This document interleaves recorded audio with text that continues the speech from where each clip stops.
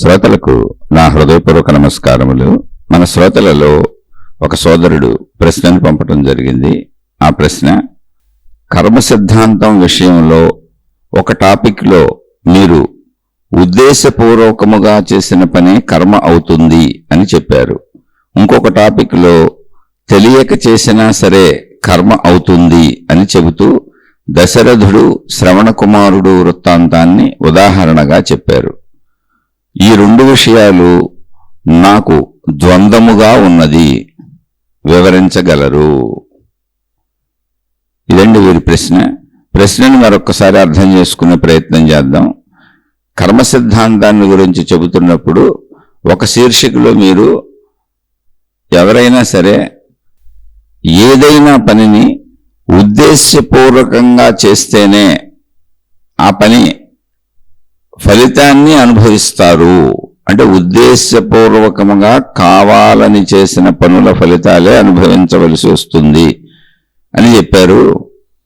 ఇంకొక శీర్షికలో లేదా ఇంకొక టాపిక్లో తెలియక చేసినా సరే, అంటే ఉద్దేశపూర్వకంగా కాదు, తెలియక చేసిన, అంటే అక్కడ ఒక ఉద్దేశం పర్ఫెక్ట్గా లేదు, అంటే వీళ్ళని ఇబ్బంది పెట్టాలనో బాధ పెట్టాలనో లేదు, అలా తెలియక చేసినా సరే కర్మ అవుతుంది అని చెబుతూ దశరథుడు శ్రవణ కుమారుడు వృత్తాంతాన్ని ఉదాహరణగా చెప్పారు. ఈ రెండు విషయాలు ఇక్కడ ఈ దశరథుడు తెలియక చేశాడు, అంటే దశరథుడు బాణం వేస్తే శ్రవణ కుమారుడు మరణించాడు. వాళ్ళ తల్లిదండ్రులు, వృద్ధులైనటువంటి వాళ్ళ తల్లిదండ్రులు తమ కుమారుడు చనిపోయాడన్న ఆవేదనతో చనిపోతూ దశరథుడిని కూడా నువ్వు ఇలాగే నీ కుమారుడు యొక్క వియోగంతో ఆ వియోగ బాధ భరించలేక నీ కుమారుడు నిన్ను వదిలిపెట్టి వెళ్ళిపోతే ఆ బాధ భరించలేక చనిపోతావు అని చెప్పారు. అదే దశరథుడికి వచ్చింది అనేటువంటి ఒక కర్మ సిద్ధాంతాన్ని మనకు పూర్వీకులు అందించారు, మనకు జరిగినటువంటి ఇతిహాసముల ద్వారా. ఇది రామాయణానికి సంబంధించి వస్తుంది. మరి ఇక్కడేమో దశరథుడు కావాలని శ్రవణ కుమారుణ్ణి చంపలేదు, ఆయన తెలియక చేశారు కదా, అక్కడ కర్మ వర్తిస్తుంది అనే విషయాన్ని చెప్పారు. అంటే ఇది నేను చెప్పింది కాదు, ఇందులో ఏది నేను చెబుతున్నా అవన్నీ ఇంతకు ముందు మహాత్ములైనటువంటి అనేక మంది మునులు, ఋషులు, యోగులు, తపస్సంపన్నులు, ఆధ్యాత్మిక మార్గ మహాత్ములు అందించిన జ్ఞానాన్ని నాకు దొరికినంత నేను కొంచెం చదువుకొని అర్థం చేసుకొని దాన్నే మాట్లాడుతున్నాను. ఇందులో నా సొంతమేం లేదు. కాకపోతే అది మన జీవితాలకు అన్వయించుకొని మనం ఎలా బ్రతకాలి అనే దానికి ఇది నేర్చుకుంటున్నాం. ఫస్ట్ ఆ విషయం గుర్తుపెట్టుకోవాలి. ఇప్పుడు అసలు ఇవన్నీ ఎందుకు చెప్పుకుంటున్నాం అంటే, మన జీవితాలకు అన్వయించుకొని చెడు పనులు చేయకుండా, చెడు కర్మ ఫలములు అనుభవించేలా జీవితాన్ని తెచ్చుకోకుండా, మంచి మార్గంలో మంచి పనులతో మంచి గుణములతో జీవితం మొత్తం మంచిగా సాఫీగా సాగిపోయేలా, మన చుట్టూ ఉన్న వాళ్ళ జీవితాలు కూడా మంచిగా సాఫీగా సాగిపోయేలా ఉండటానికి, అలా మనం ప్రవర్తించడానికి, మన గుణంలో అంటే మన అంతరంగంలో ఉన్నటువంటి భావాలలో గుణాలలో ఉన్న చెడును పోగొట్టుకోవటానికి అసలు ఈ ఆధ్యాత్మిక చదువు, ఆత్మజ్ఞాన చదువు అనేటువంటి ఈ శీర్షికలు చెప్పుకుంటున్నాం. ఇది ఒక విద్యాలయం లాంటిది. విద్యాలయానికి వెళ్ళినటువంటి పిల్లలు ఎలా అయితే చదువుకొని భౌతిక విద్యలు బాగా చదువుకొని వృత్తి వ్యాపార ఉద్యోగాలలో వాటికి అవసరమైనటువంటి నైపుణ్యాన్ని ఈ విద్యల ద్వారా పొందుతారు. భౌతిక ప్రపంచంలో బ్రతకడానికి అవసరమైనటువంటి తెలివితేటల్ని, సమర్థతల్ని. అలా అసలు మన ఈ జీవితం ఏంటి, ఈ జన్మ ఏంటి, అలాగే భౌతిక జీవితంలో ఎలా ప్రవర్తించాలి, అసలు బ్రతికున్నంతకాలం ఎలా ఉండాలి, ఎందుకు ఈ జీవితం అనే దానిని ఆధ్యాత్మికత వివరిస్తుంది. దీన్ని పూర్వీకులైన మహాత్ములందరూ కూడా మనకు వివరించారు, ఎంతో తెలియజెప్పారు. దాన్ని మనం ఈ శీర్షికల రూపంలో మనకు అర్థమైనంత ప్రయత్నిస్తున్నాం. ఎక్కడ ఎవరు ఎలా చెప్పినా విధానం ఇంతే. గుణమార్పు, మనిషిలో ఉన్న చెడు పోవాలి, మంచి పెరగాలి. అప్పుడు మంచి పెరిగితే మంచి పనులు చేస్తాడు, అంటే మంచి కర్మలు చేస్తాడు. కాబట్టి కర్మ ఫలాలు మంచి ఫలాలు తిరిగి వస్తాయి, కాబట్టి మంచినే అనుభవిస్తాడు. అలా జీవితం శరీరం ఉన్నంత వరకు, మరణం వరకు సాఫీగా హాయిగా సాగిపోతుంది. ఇది ఉద్దేశం. అసలు ఉద్దేశం అది మనం చెప్పుకునేటిది. అయితే అందులో వచ్చిన సందేహాలన్నీ తప్పకుండా తీర్చుకోవాలి. కానీ ఎలా తీర్చుకోవాలి అవి? ఇక్కడ ఇలా ఉంది, అక్కడ అలా ఉంది, అందులో ఇలా ఉంది, ఇందులో అలా ఉంది, ఈ గ్రంథం అలా చెప్పింది, ఆ మతం ఎలా చెప్పింది, ఈ దేవుడు ఎలా చెప్పాడు, మీరే 4 సార్లు ఎలా చెప్పారు, 4 రకాలుగా చెప్పారంటే ఆ సందర్భాన్ని బట్టి విషయాలుంటాయి. ఇవన్నీ పూర్వీకులైన మహాత్ములు అందించినవే. ఒక్కొక్క సందర్భంలో ఒక్కొక్క రకంగా జరిగింది అక్కడ. దాన్ని మనం చెప్పుకుంటున్నాం మన జీవితానికి అన్వయించుకొని. మొత్తం జ్ఞానాన్ని, అంటే సృష్టికి సంబంధించిన మొత్తం జ్ఞానాన్ని, దాని పనితీరుని, దాని విధానాన్ని ఒకే లైన్లో ఒకే మాటలో ఇది ఎలాగే ఉంటుంది, ఇది ఎలాగే జరుగుతుందని చెప్పడం అసలు ప్రపంచంలో అసాధ్యమైన విషయం. ఎవరు చెప్పలేదు, చెప్పలేరు, ఇప్పటి వరకు ఎవరు చెప్పలేదు. మొత్తం సృష్టి జ్ఞానాన్ని, దాని పనితీరుని, దాని విధానాలని అర్థమైనంత చెబుతున్నారు, వాళ్ళకి అర్థమైనంత. అర్థం అవడం ఏంటి? వాళ్ళ తపస్సు, వాళ్ళ శ్రమ, వాళ్ళ పరిశోధన, వాళ్ళ అన్వేషణ అందులోంచి వస్తుంది. అలా ఎవరికి అర్థమైనంత వాళ్ళు మహాత్ములు అందించుకుంటూ వస్తారు. ఇప్పుడు జీవన్ముక్తులైన మహాత్ములు కానీ ఆత్మానుభవం పొందిన వాళ్ళని జీవన్ముక్తులు అంటాం. మనం దేవుళ్ళు దేవతలని ఎన్ని విధాలుగా పూజించి ఎంతమందిని ఆరాధించి ఎన్ని చేస్తున్నా పూర్ణ విశ్వజ్ఞానాన్ని చెప్పగలిగిన వాళ్ళు, చెప్పిన వాళ్ళు ఎవరు లేరు. అయితే ఈ చెప్పిందే పూర్ణ, ఇప్పుడు ఆత్మజ్ఞానం ఉంది, ఇదంతా ఆత్మశక్తి అంటే అది పూర్ణ జ్ఞానం కింద కనపడుతుంది. కానీ అసలు యూనివర్స్ ఎంత ఉంది, ఎన్ని గ్రహాలు ఉన్నాయి, ఎన్ని గోళాలు ఉన్నాయి, ఎన్ని నక్షత్రాలు ఉన్నాయి, అసలు అవి ఎందుకున్నాయి, వాటిలో ఏమైనా సృష్టి ఉందా? మనది కేవలం భూమిలో అని, భూమి అనేటువంటి గ్రహంలో ఉన్నటువంటి ఒక చిన్న మానవ జాతి. మనం చాలా చిన్న సృష్టి. అంటే మొత్తం యూనివర్స్తో పోల్చుకుంటే మనం ఇసుక రేణువులో 1/4 వంతు, అంటే ఇసుక రేణువుని ఇంకా 1/4 వంతు చిన్నది చేస్తే ఆ ఇసుక రేణువులో 1/4 వంతు కూడా ఉండదు విశ్వంతో పోల్చుకుంటే. ఏంటి మన భూమి మొత్తం, ఆ భూమిలో అసలు మనం ఎంత ఉంటామో ఆలోచించండి ఒకసారి. మనం ఎంత, మన జీవితం ఎంత, అంత వ్యాప్తమైనటువంటి విశ్వం ఇది. అది అనంత ఆత్మశక్తి. అంటే అందులో కలిసిపోవటం తప్ప నేనెంతో, నాకు అర్థమైపోయింది, జ్ఞానం అంతా అర్థమైపోయింది, ఇదంతా నాకు తెలిసిపోయింది అనుకోవడానికి కుదరదు, అసలు లేదు ఎక్కడ. అందులో కలిసిపోవటం, అది కూడా ఉదాహరణ ఏంటి? సముద్రం ఉంది, అనంత సముద్రంలో ఆకాశం నుంచి పడినటువంటి ఒక వర్షపు చినుకు సముద్రంలో పడింది, కలిసిపోయింది. అంటే దానికి ఇంకా ఎగ్జిస్టెన్స్ ఎంటిటీ ఉండదు. అలానే కలిసిపోయింది కదా అని సముద్రం మొత్తం వివరాలు అది చెప్పలేదు. సముద్రం ఉందని తెలుసు. ఇప్పుడు వర్షపు చినుకుగా ఆకాశం నుంచి జారిపడుతున్నప్పుడు ఎదురుగా సముద్రం ఉందని తెలుసు, అది కనపడుతుంది. అలాగే మనిషి జీవిస్తున్నప్పుడు, ఒక నీటి బొట్టు లాంటి మనిషి జీవిస్తున్నప్పుడు ఇక్కడ ఉన్నటువంటి తత్వం ఏంటి అన్నప్పుడు అనంత ఆత్మశక్తి సాగరము సృష్టి అంతా అని చెప్పారు. అది శక్తి సాగరం. ఇది బయట సముద్రం మామూలు సాగరం. అందులో మనం అందులోనే ఉన్నాం, దానిలోనే ఉన్నాం. ఇప్పుడు జీవులుగా మనం ఆత్మశక్తి నుంచి విడిగా లేము. మానవ జాతిగా మన సృష్టి అలా జరిగింది. భూమి మీద మనకు కనబడుతున్న సృష్టిని చూస్తే మానవులుగా ఒక జాతి ఉంది, వృక్షములుగా ఒక జాతి ఉంది, జంతువులుగా అనేక రకాలు ఉన్నాయి. మొత్తం అన్ని కలిపి జంతు జాతి అనేసాం. కోటాను కోట్లు ఉన్నాయి, ఎన్ని ఉన్నాయో కూడా తెలియదు, అంతులేనన్ని ఉన్నాయి. అసలు తెలియదు, తెలుసుకోలేం కూడా. ఇంకోటి ఏంటంటే కొత్త కొత్త జీవులు కూడా పుట్టుకొస్తున్నాయి. ఇప్పుడు కరోనా అనే ఒక వైరస్, బ్యాక్టీరియా వచ్చింది అన్నారు, అది జీవే, అది మనకు సరిపడలేదు అంతే. అలా కొత్త కొత్తవి కూడా పుట్టుకొస్తున్నాయి. ఇంకా అంటే సృష్టిలో ఎప్పుడు జరుగుతూనే ఉంది, క్రియ జరుగుతూనే ఉంది. అవి కాక ఇంకా పంచభూతములు, కొండలు, గుట్టలు, నదులు, సముద్రములు. అలా మనమే జడములని వేరు పెట్టాం. జడములు అంటే ఏంటి? మనలా కదులుతున్నట్టు మనకు కనపట్టలేదు కనుక. చైతన్యములను వేరు పెట్టాం అంటే ఏంటి? మనకి కదులుతున్నట్టు కనపడుతున్నాయి కనుక.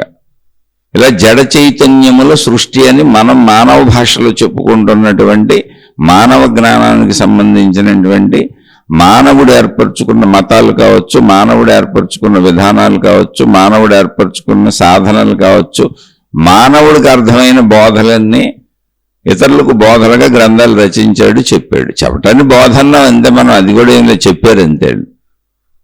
వాళ్ళకి అర్థమైంది చెప్పారు. అందులో ఎవరికి వాళ్ళకి నచ్చినవి మతాలుగా ఏర్పరచుకున్నారు. మాకు ఇవి నచ్చినవి. ఒక మతం అంటే ఏంటి? మాకు ఈ విధానం నచ్చింది, మిగిలిన విధానాలు మాకు అక్కర్లేదు అన్నారు వాళ్ళు.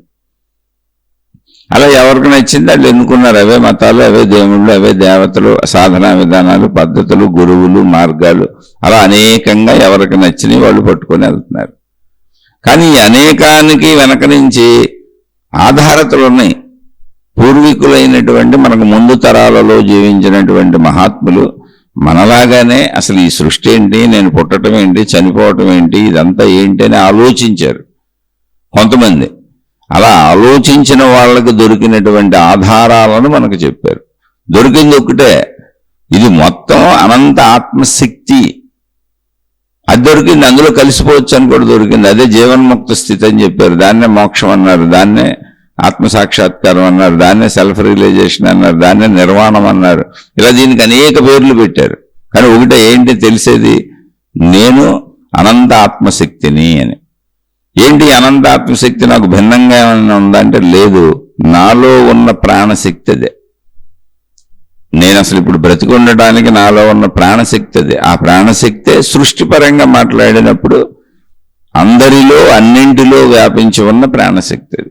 దాన్ని ఆత్మశక్తి అని చెప్పారు. ఇది అర్థమైనప్పుడు ఇది తిరగబడుతుంది.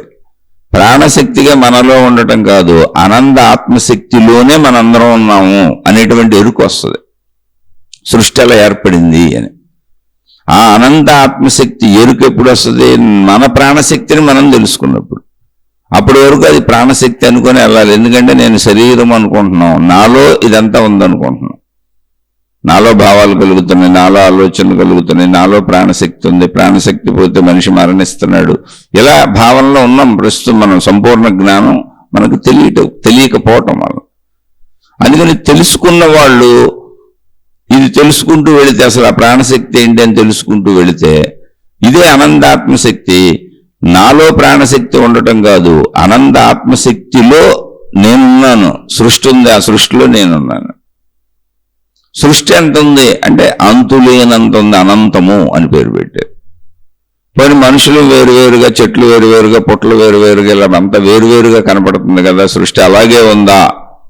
ఇది శక్తి ఎరుక కలిగినాక అనంత ఆత్మశక్తి అన్న భావనలో శక్తి కూడా వేరువేరుగా ఉందంటే కాదు, సృష్టి వేరువేరుగా అనిపిస్తున్నది నీకు, కానీ ఆత్మశక్తి మొత్తం ఏకముగా ఉన్నది అన్నారు. ఎంత ఉందంటే అనంతము, ఉన్నదంతా అదే. సర్వవ్యాపకము, అన్నింటిలో ఉన్నది అదే, మొత్తం వ్యాపించి ఉంది అదే అని. అఖండము అన్నారు, అంటే అది విడివిడిగా లేదు, ఏకముగా ఉన్నది అన్నారు. అప్పుడు అది అర్థమైనప్పుడు ఏమైందంటే, ప్రాణశక్తి నాలో ఉండి నేను బతికుండటం కాదు, అది నేను శరీరం నేనన్న భావనలో సామాన్య ధోరణిలో ఎటువంటి పరిశోధన చేయనప్పుడు, తపస్సు చేయనప్పుడు, నాకు అర్థం కానప్పుడు మాట్లాడుతున్న మాటలు శరీర భావనలో. కానీ శక్తి భావనలోకి వెళ్ళినప్పుడు అంతా శక్తిలో ఉంది. ఇప్పుడు నా శరీరం అన్న ఇది కూడా శక్తిలోనే ఉంది. అసలు మొత్తం శక్తిలోనే ఉంది సృష్టి అంతా. సృష్టి పరిధి దాటి శక్తి ఉంది, సర్వవ్యాపకంగా శక్తి ఉంది. అందులో పరిమితంగా సృష్టి ఉంది. ఆ పరిమిత సృష్టిలో నేనున్నాను. అయితే ఈ సృష్టి ఎంత ఉందే తెలియదు. సృష్టి అనంతం, అసలు శక్తి కాదు. ఎందుకని? మనం ఉన్నది ఒక భూమిలో. ఇలాంటి భూమి లాంటి గ్రహాలు లెక్కించటానికి వీలు లేనన్ని కోటాను కోట్లు ఉన్నాయి. మానవుడి శక్తి సరిపోదు. అందుకని ఎవరైనా ముందు తెలుసుకోండి, జ్ఞానం గురించి చెప్పారు అంటే మానవుడికి అర్థమైన మానవ జ్ఞానాన్నే మాట్లాడుతున్నారు. దేవుళ్ళైనా దేవతలైనా ఎక్కడైనా ఏ మతమైనా కాదండి. మా దేవుడు ఒకవేళ సమస్తం చెప్పేశాడు, మా నిజమైన దేవుడు సమస్తం చెప్పేశాడు, మా నిజమైన గురువు గారు సమస్తం చెప్పేశారు, మా నిజమైన మాతాజీ గారు సమస్తం చెప్పేశారు అని మీకు మీరు అనుకొని భావించుకోవచ్చు, అలా అనిపించవచ్చు. లేదా మా నిజమైన గ్రంథంలో సమస్తం ఉందండి. ఏమీ లేదు, మనిషికి అర్థమైంది ఉంది. ఈ నీటి బిందు వెళ్ళి సముద్రంలో కలిసిపోయింది, అదిగో అదంతా సముద్రము అన్నాం అనుకోండి, సముద్రం అంతా మనకు తెలిసిందనే. సముద్రం అనంతము అన్నాం అనుకోండి, అసలు అనంతం అనే పదమే నాకు తెలియదు అని అర్థం.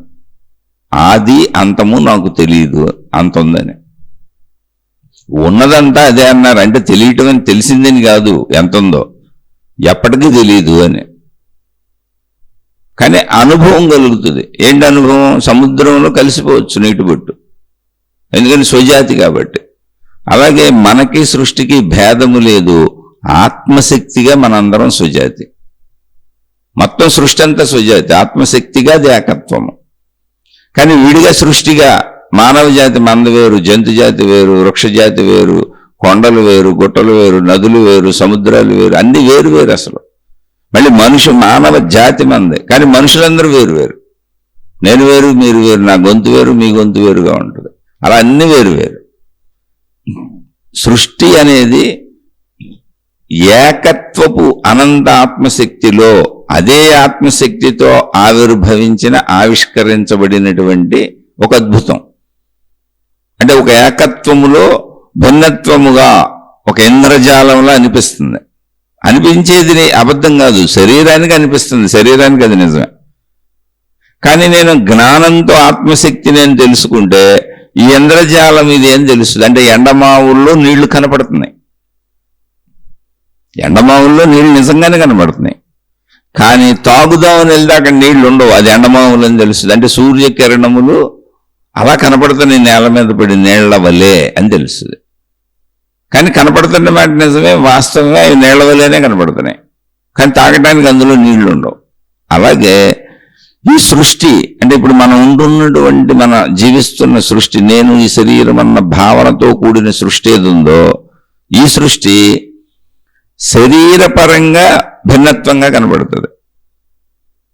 జ్ఞానపరంగా అనంత ఆత్మశక్తి ఎరుకను తెలుసుకోగలిగితే, మనలో ఉన్న ప్రాణశక్తి యొక్క ఆ ఎరుకను తెలుసుకోగలిగితే, ఆ ప్రాణశక్తిలోకి వెళ్ళి కూర్చోగలిగితే, శరీర మనోభావాలను వదిలి ప్రాణశక్తిలో స్థిరపడగలిగితే మొత్తం ఏకత్వంగా అనుభవం అయిపోద్ది. ఎలా ఇప్పుడు వర్షం పడుతున్నాయి, చినుకులు కోటాను కోట్ల చినుకులు మేఘాల నుంచి రాలి పడుతున్నాయి. మేఘదశలో అది ఏకత్వంగానే ఉన్నాయి, మొత్తం మేఘం అంతా ఒకటే. కానీ దాని నుంచి విడిపోయిన చినుకులు కోటాను కోట్లు. అలా ప్రయాణించుకుంటూ ఆకాశం నుంచి కింద భూమి మీదకి వస్తున్నటువంటి చినుకులన్నీ చుట్టూ చూసుకున్నాయి అనుకోండి, కోటాను కోట్ల చినుకులు జర్నీ చేస్తున్నట్టు ఉంటుంది. భూమి మీదకి వెళ్తున్నామని కూడా వాటికి తెలియదు, మేఘం నుంచి విడిపోయామని కూడా వాటికి తెలియదు. అదేదో ప్రయాణం సాగుతుందో, నేను పుట్టాను, నేను జీవిస్తున్నాను అనుకుంటే మనలాగానే. అవి మళ్ళీ కిందకు వచ్చి నేల మీద పడి ఏ నదిలోనో సముద్రంలోనో పడినాయి అనుకోండి, అప్పుడేమవుతాయి, ఆ నదిలో కలిసిపోతాయి, ఆ సముద్రంలో కలిసిపోతాయి. కానీ కలిసిపోకముందు చుట్టూ ఉన్న నీటి బిందువులు ఎలా కనపడినాయో అలాగే సముద్రము తెలుస్తుంది, నది తెలుస్తుంది. కలిసిపోయినాక ఇక తెలియడానికి ఏముండదు. ఇప్పుడు అది సముద్రం అయిపోయింది, అక్కడ నేను అన్న ఎగ్జిస్టెన్స్ లేదు, ఇంకా సముద్రమే మిగిలిపోయింది. ఒకవేళ మనం అడిగితే ఏం చెప్పాలి అని అడిగితే మనం సముద్రాన్ని అడుగుతున్నాం, నీటి బిందువుని అడగట్లేదు. ఇప్పుడు నువ్వేమయ్యావు, నువ్వెవరు అని అడిగావు అనుకో, నేనేమవటం, నేను సముద్రాన్ని ఎప్పుడూ ఇలాగే ఉన్నానని చెప్పుద్ది. అదేంటి నువ్వు నీటి బిందువుగా ఆకాశం నుంచి జారిపడ్డావు కదా అన్నాను అనుకో, దానికి ఆ ఎరుకు ఉండదు. ఎందుకంటే సముద్రం అయిపోయింది. అది నీటి బిందువుగా ఉన్నప్పుడే ఆ ఎరుకు ఉంటుంది. అది నీటి బిందువుగా వచ్చినాక నువ్వు మేఘం కదా, ఇంతకుముందు మేఘం నుంచి జారిపడ్డావు కదా అన్నావు అనుకో, దానికి ఆ ఎరుకు ఉండదు. మేఘంగా ఉన్నప్పుడు నేను మేఘాన్ని అన్న ఎరుకు ఉంటుంది. ఆ మేఘమే వేల కోట్ల చినుకులైంది విడివిడిగా. నువ్వు ఇంతకు ముందు మేఘానివి కదా అంటే దానికి తెలియదు. అందుకే మనకి పుట్టక ముందు ఏంటో మనం ఎవరో తెలియదు, మరణించిన తర్వాత ఏంటో మనకు తెలియదు. మనకు మధ్యలో అది తెలుసు. అది ఆ మధ్యలో నీటి బిందువుకు నేను నీటి బిందువునని తెలుసు. సముద్రంలో కలిస్తే నీటి బిందువు మరణించింది అని అర్థం. ఇప్పుడు సాటి నీటి బిందువులు ఇంకా జారలేదు, ముందెళ్ళిపోయిన నీటి బిందువులు జారి సముద్రంలో పడిపోయినాయి, మిగిలిన బిందువులు నడిచి వస్తున్నాయి అనుకోండి, అవి దూరం నుంచి వస్తున్నాయి అనుకోండి, ముందెళ్ళి చచ్చిపోయినాయి అనుకోండి. ఇప్పుడు మేము కూడా చావుకి వెళ్తున్నాం అనుకోండి. ఎందుకని అంటే మనందరం ఇప్పుడు మరణానికి వెళ్తున్నాం, వయసు పెరుగుతా వెళ్తే వృద్ధాప్యం వచ్చి తర్వాత చనిపోతామని అందరికీ తెలుసు. ఇదే ప్రయాణం అంటే, జీవితం అంటే. ఖచ్చితంగా జాతస్య మరణం ధ్రువం, అందరూ చనిపోతారు. అలా ముందెళ్ళిన నీటి బిందువులు సముద్రంలో కలిసిపోవటాన్ని చనిపోవటం అనుకుంటే, కానీ మాయమైపోయిన నీటి బిందువులు కనపడకుండా ఆ ప్రదేశానికి వెళ్ళినాక మాయమైపోతున్నాయి. దాన్ని మనం వృద్ధాప్యం, మరణం అన్నాం. అందుకని మరణం తర్వాత ఏంటో మనకు తెలియదు. కానీ ఇక్కడ నీటి బిందువులు పోలికి చూస్తే మేఘంగా ఉన్నప్పుడు మేము నీటి బిందువులని వీటికి తెలియదు, అప్పుడు మేఘాన్ని అనుకుంటే. మేఘాలన్నీ ఎలా ఏర్పడినాయి, ఆవిరంతా ఉష్ణోగ్రత వలన, సూర్యరశ్మి వలన సముద్రపు నీరే ఆవిరయింది.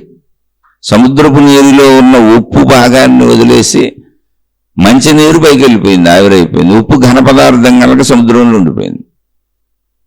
అలా ఆవిరి అవుతూ ఉన్న ప్రాసెస్లో ఆవిరి కొద్ది కొద్దిగా పైకి వెళ్ళిపోయింది, బరువు లేకపోవటం వల్ల తేలికైపోయి పైకి వెళ్ళిపోయింది. అలా కొద్ది కొద్దిగా కంటిన్యూ ఆవిరవుతూ వెళ్ళినటువంటి ఆవిరంతా ఒక చోట గుట్టగా చేరి మేఘమైంది. అది గాలి చేత కదపబడినప్పుడు ఆ మేఘం ముందుకెళ్ళిపోయింది, మళ్ళీ ఆవిరంతా గుట్టగా చేరింది, మళ్ళీ గాలి దోసేస్తుంది. అలా డిఫరెంట్ మేఘాలు అవుతున్నాయి. ఇక్కడ ఆవిరవుతున్నప్పుడు దీని పేరు ఆవిరి, నీటి ఆవిరి. మన ఇంట్లో ఏదైనా వంటలు వండుకుంటున్నా, మనం నీళ్లు కాస్తున్నా కూడా ఆవిరి వస్తుంది. మనం వేడి నీళ్ళు స్నానం చేస్తున్నా కూడా ఆవిరి వస్తుంది, పొగల్లాగా వస్తూ ఉంటాయి. ఆవిరి ఇది. అదంతా ఒక చోట చేరినప్పుడు దట్టంగా మనకు మేఘాల్లా కనబడుతుంది. మరి ఏకమేఘం అవ్వచ్చు కదండి, అది అక్కడే ఉంటే ఏకమేఘం అవుద్ది, కానీ గాలి చేత కదపబడుతుంది అది. అందుకని మేఘాలు ప్రయాణించుకుంటూ భూమంతా వెళ్తూ ఉంటాయి, అలా తిరుగుతూ ఉంటాయి ఆకాశం అంతా. ఎక్కడో చోట వర్షిస్తూ ఉంటాయి దానికి అనుకూల పరిస్థితులు వచ్చినప్పుడు. కాబట్టి నువ్వు మొట్టమొదటగా సముద్రానివే అని చెప్పావనుకోండి, నీటి బిందువుకి అర్థం కాదు. నువ్వు నీటి బిందువుగా రాకముందు నువ్వు మేఘంలో ఉన్నావు, మేఘంగా ఉన్నావు అని చెప్పావు అనుకోండి, తెలీదు. మేఘానికి మేఘంగా ఉన్నానన్న దశ తెలుసు, నీటి బిందువుకి నీటి బిందువుగా ఉన్నానన్న దశ తెలుసు. నీటి బిందువు సముద్రంలో కలిసిపోయినాక సముద్రపు భావన ఉంటుంది, అనంతపు విశాల భావన ఉంటుంది, పరిమిత భావన ఉంటుంది. అసలు నీటి బిందువు గురించి తెలియదు దానికి. నేను ఎప్పుడూ ఇలాగే ఉన్నానంటది అది. నేను మొదటి నుంచి ఇలాగే ఉన్నాను, ఇక్కడే ఉన్నాను, అంతే. నాలో అసలు ఏ చలనం లేదు. కానీ అదే నీరు ఆవిరైనప్పుడు నేను ఆవిరిని అంటది అది, నేను సముద్రాన్ని అందం. ఆవిరైన దాన్ని పైకి వచ్చిందాన్ని అడిగామనుకో, నువ్వెవరని, నేను ఆవిరిని అంట. ఆవిరి దశ దానికి తెలుసు. నీ మూలం ఏంటి అన్నావు అనుకో, సముద్రం అని దానికి తెలియదు, అందుకే మన మూలం మనకు తెలియదు. కానీ అక్కడ మూలం సముద్రం. దానికి సముద్రం ఎందుకు ఆవిరైంది?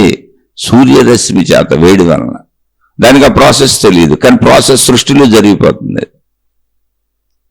అది ఎవరో ఏర్పాటు చేసింది కాదు, సృష్టి సహజమైన చర్యలు ఇవన్నీ. వాటిని అర్థం చేసుకోవాలంతే. ఇప్పుడు ఆవిరిని అడిగితే నువ్వెవరని, నేను ఆవిరిని అంటది. ఆ ఆవిర్లన్నీ ఒక చోట చేరిపోయి దట్టమైనటువంటి మేఘమైందనుకో, అప్పుడు నువ్వెవరని అడిగావనుకో, నేను మేఘమును అంటది. అలా దట్టమైన మేఘము కోటాను కోట్ల వర్షపు చినుకుల కింద మారిపోయి వర్షిస్తుంది అనుకోండి, అప్పుడు నువ్వెవరంటే నేను చినుకుని అంట. దాని చుట్టూ కోట్ల చినుకులు కనబడుతుంది దానికి. అలాగే ఆవిరికి అనేకంగా ఆవిరి వస్తున్న ఆవిరుల జాతి ఒకటి ఉంటుంది. మేమన్నీ ఆవిర్లే అనుకుంటాయి, మొత్తం మన మానవ జాతి అనుకున్నట్టు. మేఘాలన్నీ మాది మేఘ జాతి అనుకుంటాయి. మేమంతా మేఘాలు అనుకుంటాయి, బోళ్ళు మేఘాలు కనబడుతుంటాయి ఒకదానికొకటి. వర్షపు చినుకులన్నీ మేము వర్షపు చినుకులు అనుకుంటాయి. ఇవన్నీ సముద్రంలో పడిపోయినాక అసలు భావన లేదు, అంటే భిన్నత్వం లేదు. అంటే అసలు మొదట ఆవిరి అనేది ఏర్పడటానికి కారణం సముద్రం, సముద్రపు నీరే అది. కానీ అది ఆవిరిగా వచ్చినప్పుడు ఆ వేడి ఎంత వస్తుందో అలా ఆవిరి కొద్దిగా అవుతూ విడివిడిగా జరుగుతుంది అది. అంటే అదే ఏకత్వపు సముద్రపు నీరు, అనంతపు ఏకత్వపు సముద్రపు నీరు విడివిడైన ఆవిరులుగా మారింది, విడివిడైన మేఘములుగా మారింది, విడివిడైన వర్షపు చినుకులుగా మారింది. మళ్ళీ వచ్చి సముద్రంలోనే పడింది, ఇంకెక్కడికి లేదు. పోయిన ఒకవేళ భూమి మీద పడింది అనుకోండి, మళ్ళీ అవన్నీ నదులే వర్షించి సముద్రంలో కలుస్తాయి. ఆఖరికి నీటి గమ్యం సముద్రము. అంటే మొదట సముద్రమే, చివరిదే సముద్రమే. మధ్యలో ఈ వేరు అనేటువంటి భావన కలిగింది, ఆవిర్లుగా, మేఘములుగా, వర్షపు చినుకులుగా. దేనికది వేరు జాతులు అనుకుంటున్నాయి. వర్షపు చినుకుల జాతి వేరు, మేఘముల జాతి వేరు, ఆవిరి జాతి వేరు. ఎందుకని తన స్వజాతిని అది గుర్తించగలుగుతుంది. ఇప్పుడు మనకి మానవ జాతిని గుర్తించగలం, మనం వృక్ష జాతి నాకు సంబంధం లేదనుకుంటాం, వేరు అనుకుంటాం. కానీ మనం తిని బతికేదంతా వృక్షాలకు సంబంధించిన ఆహార పదార్థాలే. అలాగే జంతు జాతులు వేరు అనుకుంటాం, భూమి మీద అన్ని వేరు అనుకుంటాం. కానీ అసలు మొత్తం పంచభూతాల ఆధారంగానే మనం బతుకుతున్నాం, అన్నింటిలో ఉన్నవి పంచభూతాలే. ఈ విషయం జ్ఞానపరంగా తెలుసుకోండి అని చెప్పారు. అది ఆత్మజ్ఞానం, ఆధ్యాత్మికత. శరీరపరంగా నువ్వు నీటి బిందువు స్థితిలో ఉన్నావు. నీకు ముందు నువ్వు మేఘం అని తెలియదు, అంతకుముందు నువ్వు ఆవిరని తెలియదు, దానికి ముందు సముద్రం అని తెలియదు. ఇప్పుడు నీటి బిందువు ప్రయాణిస్తుంది. ప్రయాణిస్తున్నప్పుడు నేను నా జీవితం సాగుతుంది అనుకుంటున్నా, మేఘం నుంచి వచ్చినప్పుడు పుట్టాను అనుకుంటుంది, ప్రయాణించుకుంటే జారి పడిపోతుంది నేల మీదకి, ఇప్పుడు ప్రయాణిస్తున్నాను జీవిస్తున్నాను అనుకుంటుంది. సముద్రంలో కలిసిపోయినాక మిగిలిన నీటి బిందువులు చనిపోయింది అనుకుంటున్నాయి.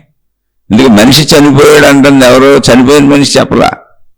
చాలా జ్ఞానాన్ని చాలా జాగ్రత్తగా అర్థం చేసుకోవాలి. కొంచెం తటు ఇటు వెళ్ళినా అనుమానాలు సందేహాలు వస్తాయి. అందుకే మళ్ళీ అడగండి అని చెబుతాను. నేను చనిపోయానని చనిపోయిన మనిషి చెప్పలే.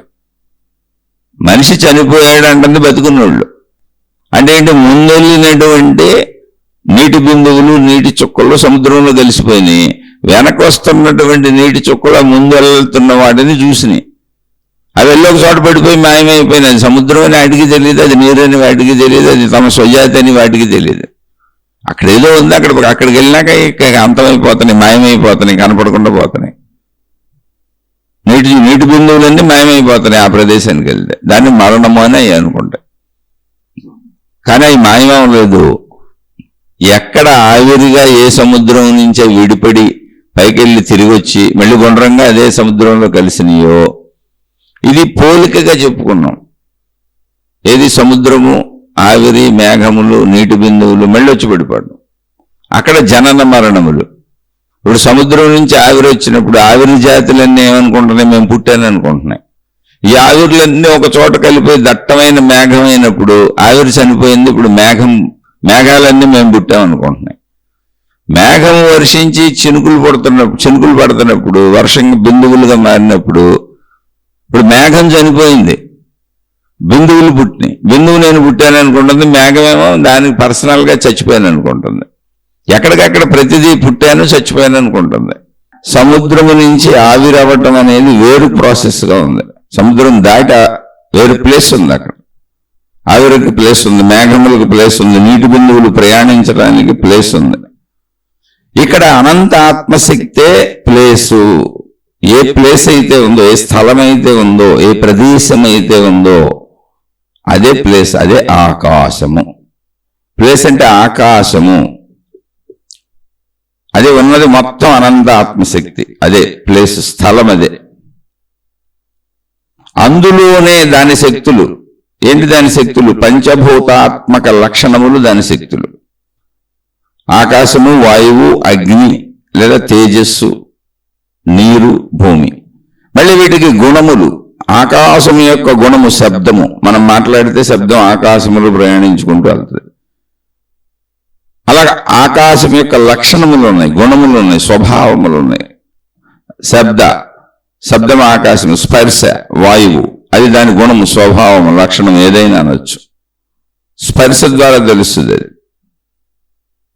అలాగే ఆకాశము శబ్దము అన్నప్పుడు మీరు నిరంతరము ఆకాశములో ప్రణవనాదము వినపడుతూ ఉంటుంది. మీరు అది వినాలి. శబ్ద అంటే శబ్దముకు ఆలవాలమై ఉన్నది. ఆకాశముని ఎలా కనిపెట్టాలి? దాంట్లో ఏముందంటే ఆకాశం ఖాళీ, ఏమీ లేదు అని మనం అనుకుంటున్నాం. కానీ మీరు విశ్రాంతిగా ప్రశాంతంగా ఏకాంతంగా ఎక్కడన్నా కూర్చోండి. ఆకాశం అంటే మన చుట్టూ ఉన్న ఖాళీ కూడా ఆకాశమే, పైన ఉన్నదే కాదు, మొత్తం ఖాళీ అంతా ఆకాశమే. ఆ ఖాళీలో మనం తిరుగుతున్నాం, నడుస్తున్నాం, పనులు చేసుకుంటున్నాం, ఇల్లు కట్టుకుంటున్నాం, రకరకాల చర్యలు చేసుకుంటున్నాం. కానీ మీరు ప్రశాంతంగా ఎక్కడైనా అలా కూర్చోండి, మీ చెవులకి ఒక శబ్దం, నిరంతర శబ్దం బ్రేక్ లేకుండా వినపడుతూనే ఉంటుంది. దాన్ని ప్రణవనాదము అన్నారు. అంటే అనంత ఆత్మశక్తి శబ్దము అనే లక్షణము కలిగి ఉన్నది. అప్పుడు దాని ఆకాశము, సర్వవ్యాపకమైనటువంటి దాంట్లో ప్రణవనాదము ఉన్నది.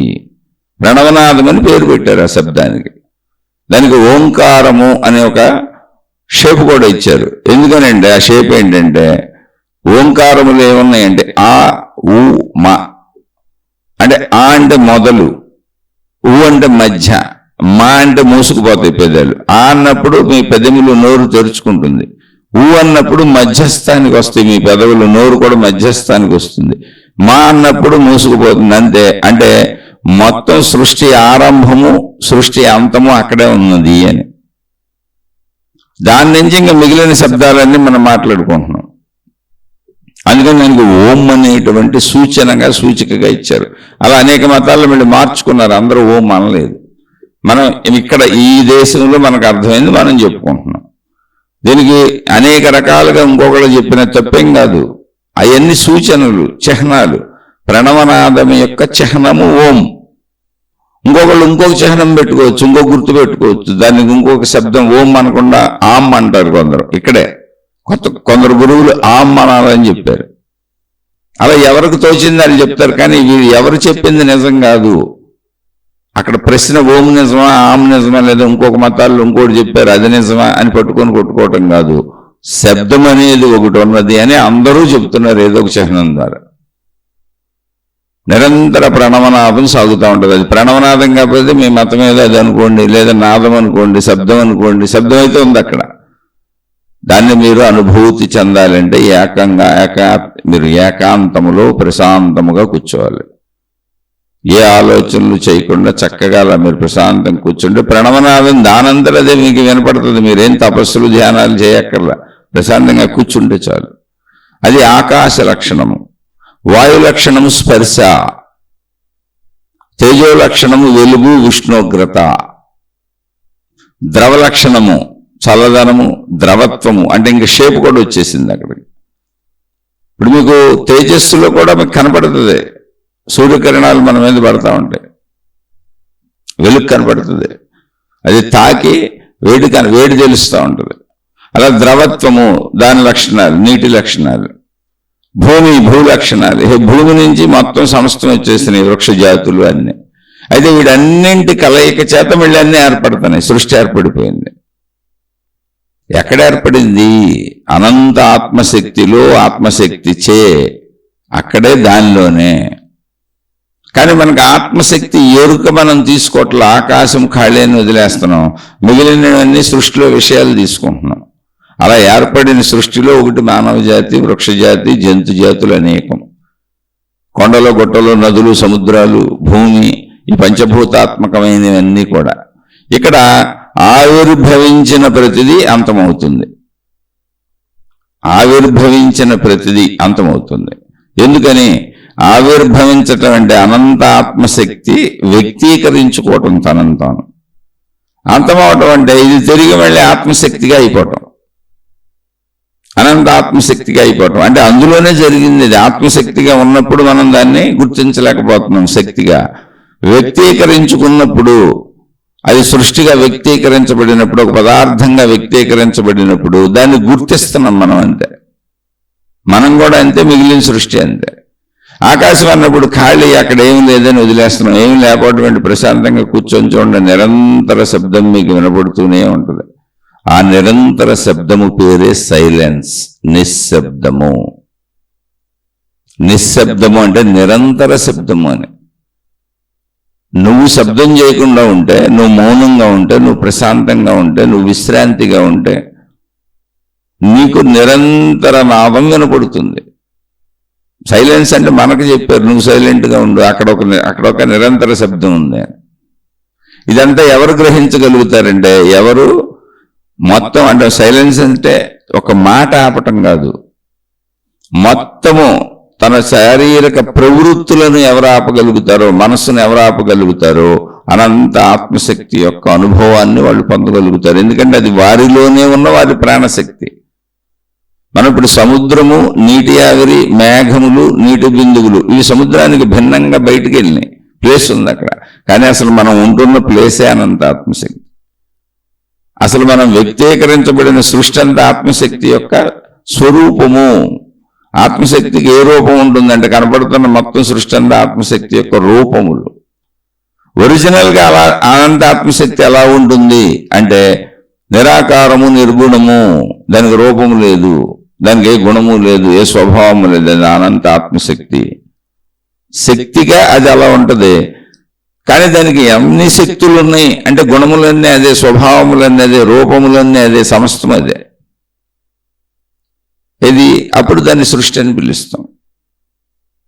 సృష్టిగా ఉన్నది ఆత్మశక్తే, ఆత్మశక్తిగా ప్యూరుగా ఉన్నది ఆత్మశక్తి. అంటే ఇక్కడ మేలిమి బంగారము అంటే వస్తువులు తయారవనటువంటి మేలిమి బంగారాన్ని పోలికగా తీసుకోవచ్చు ఇక్కడ అర్థం చేసుకోవటానికి. బంగారం ముందు ఎలా ఉంటుంది, ఏ వస్తువు షేప్ ఉండదు దానికి, మేలిమి బంగారం అంతేది. దానికి వస్తువులు చేయాలి. ఇప్పుడు బిస్కెట్ల కింద తయారు చేస్తున్నారు దాన్ని. ఇదంతా ఎక్కడి నుంచి వచ్చింది బంగారం? అసలు నేల నుంచి వచ్చింది, మట్టి. అది ఆ మట్టిలో ఈ బంగారు అనేటువంటి శాతం ఎక్కువ ఉంది.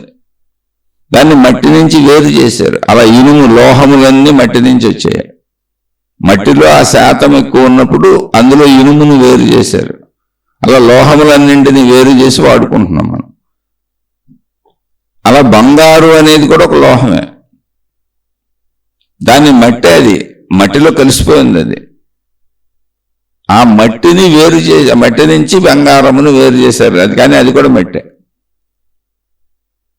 అలా బంగారం వేరు చేసినప్పుడు మొదట దాన్ని ఏ షేపు లేకుండా అలా ఉంచుతారు. ఒక బిస్కెట్ షేపుల్లో పెడుతున్నారు. ఇప్పుడు బిస్కెట్స్ అంటారు.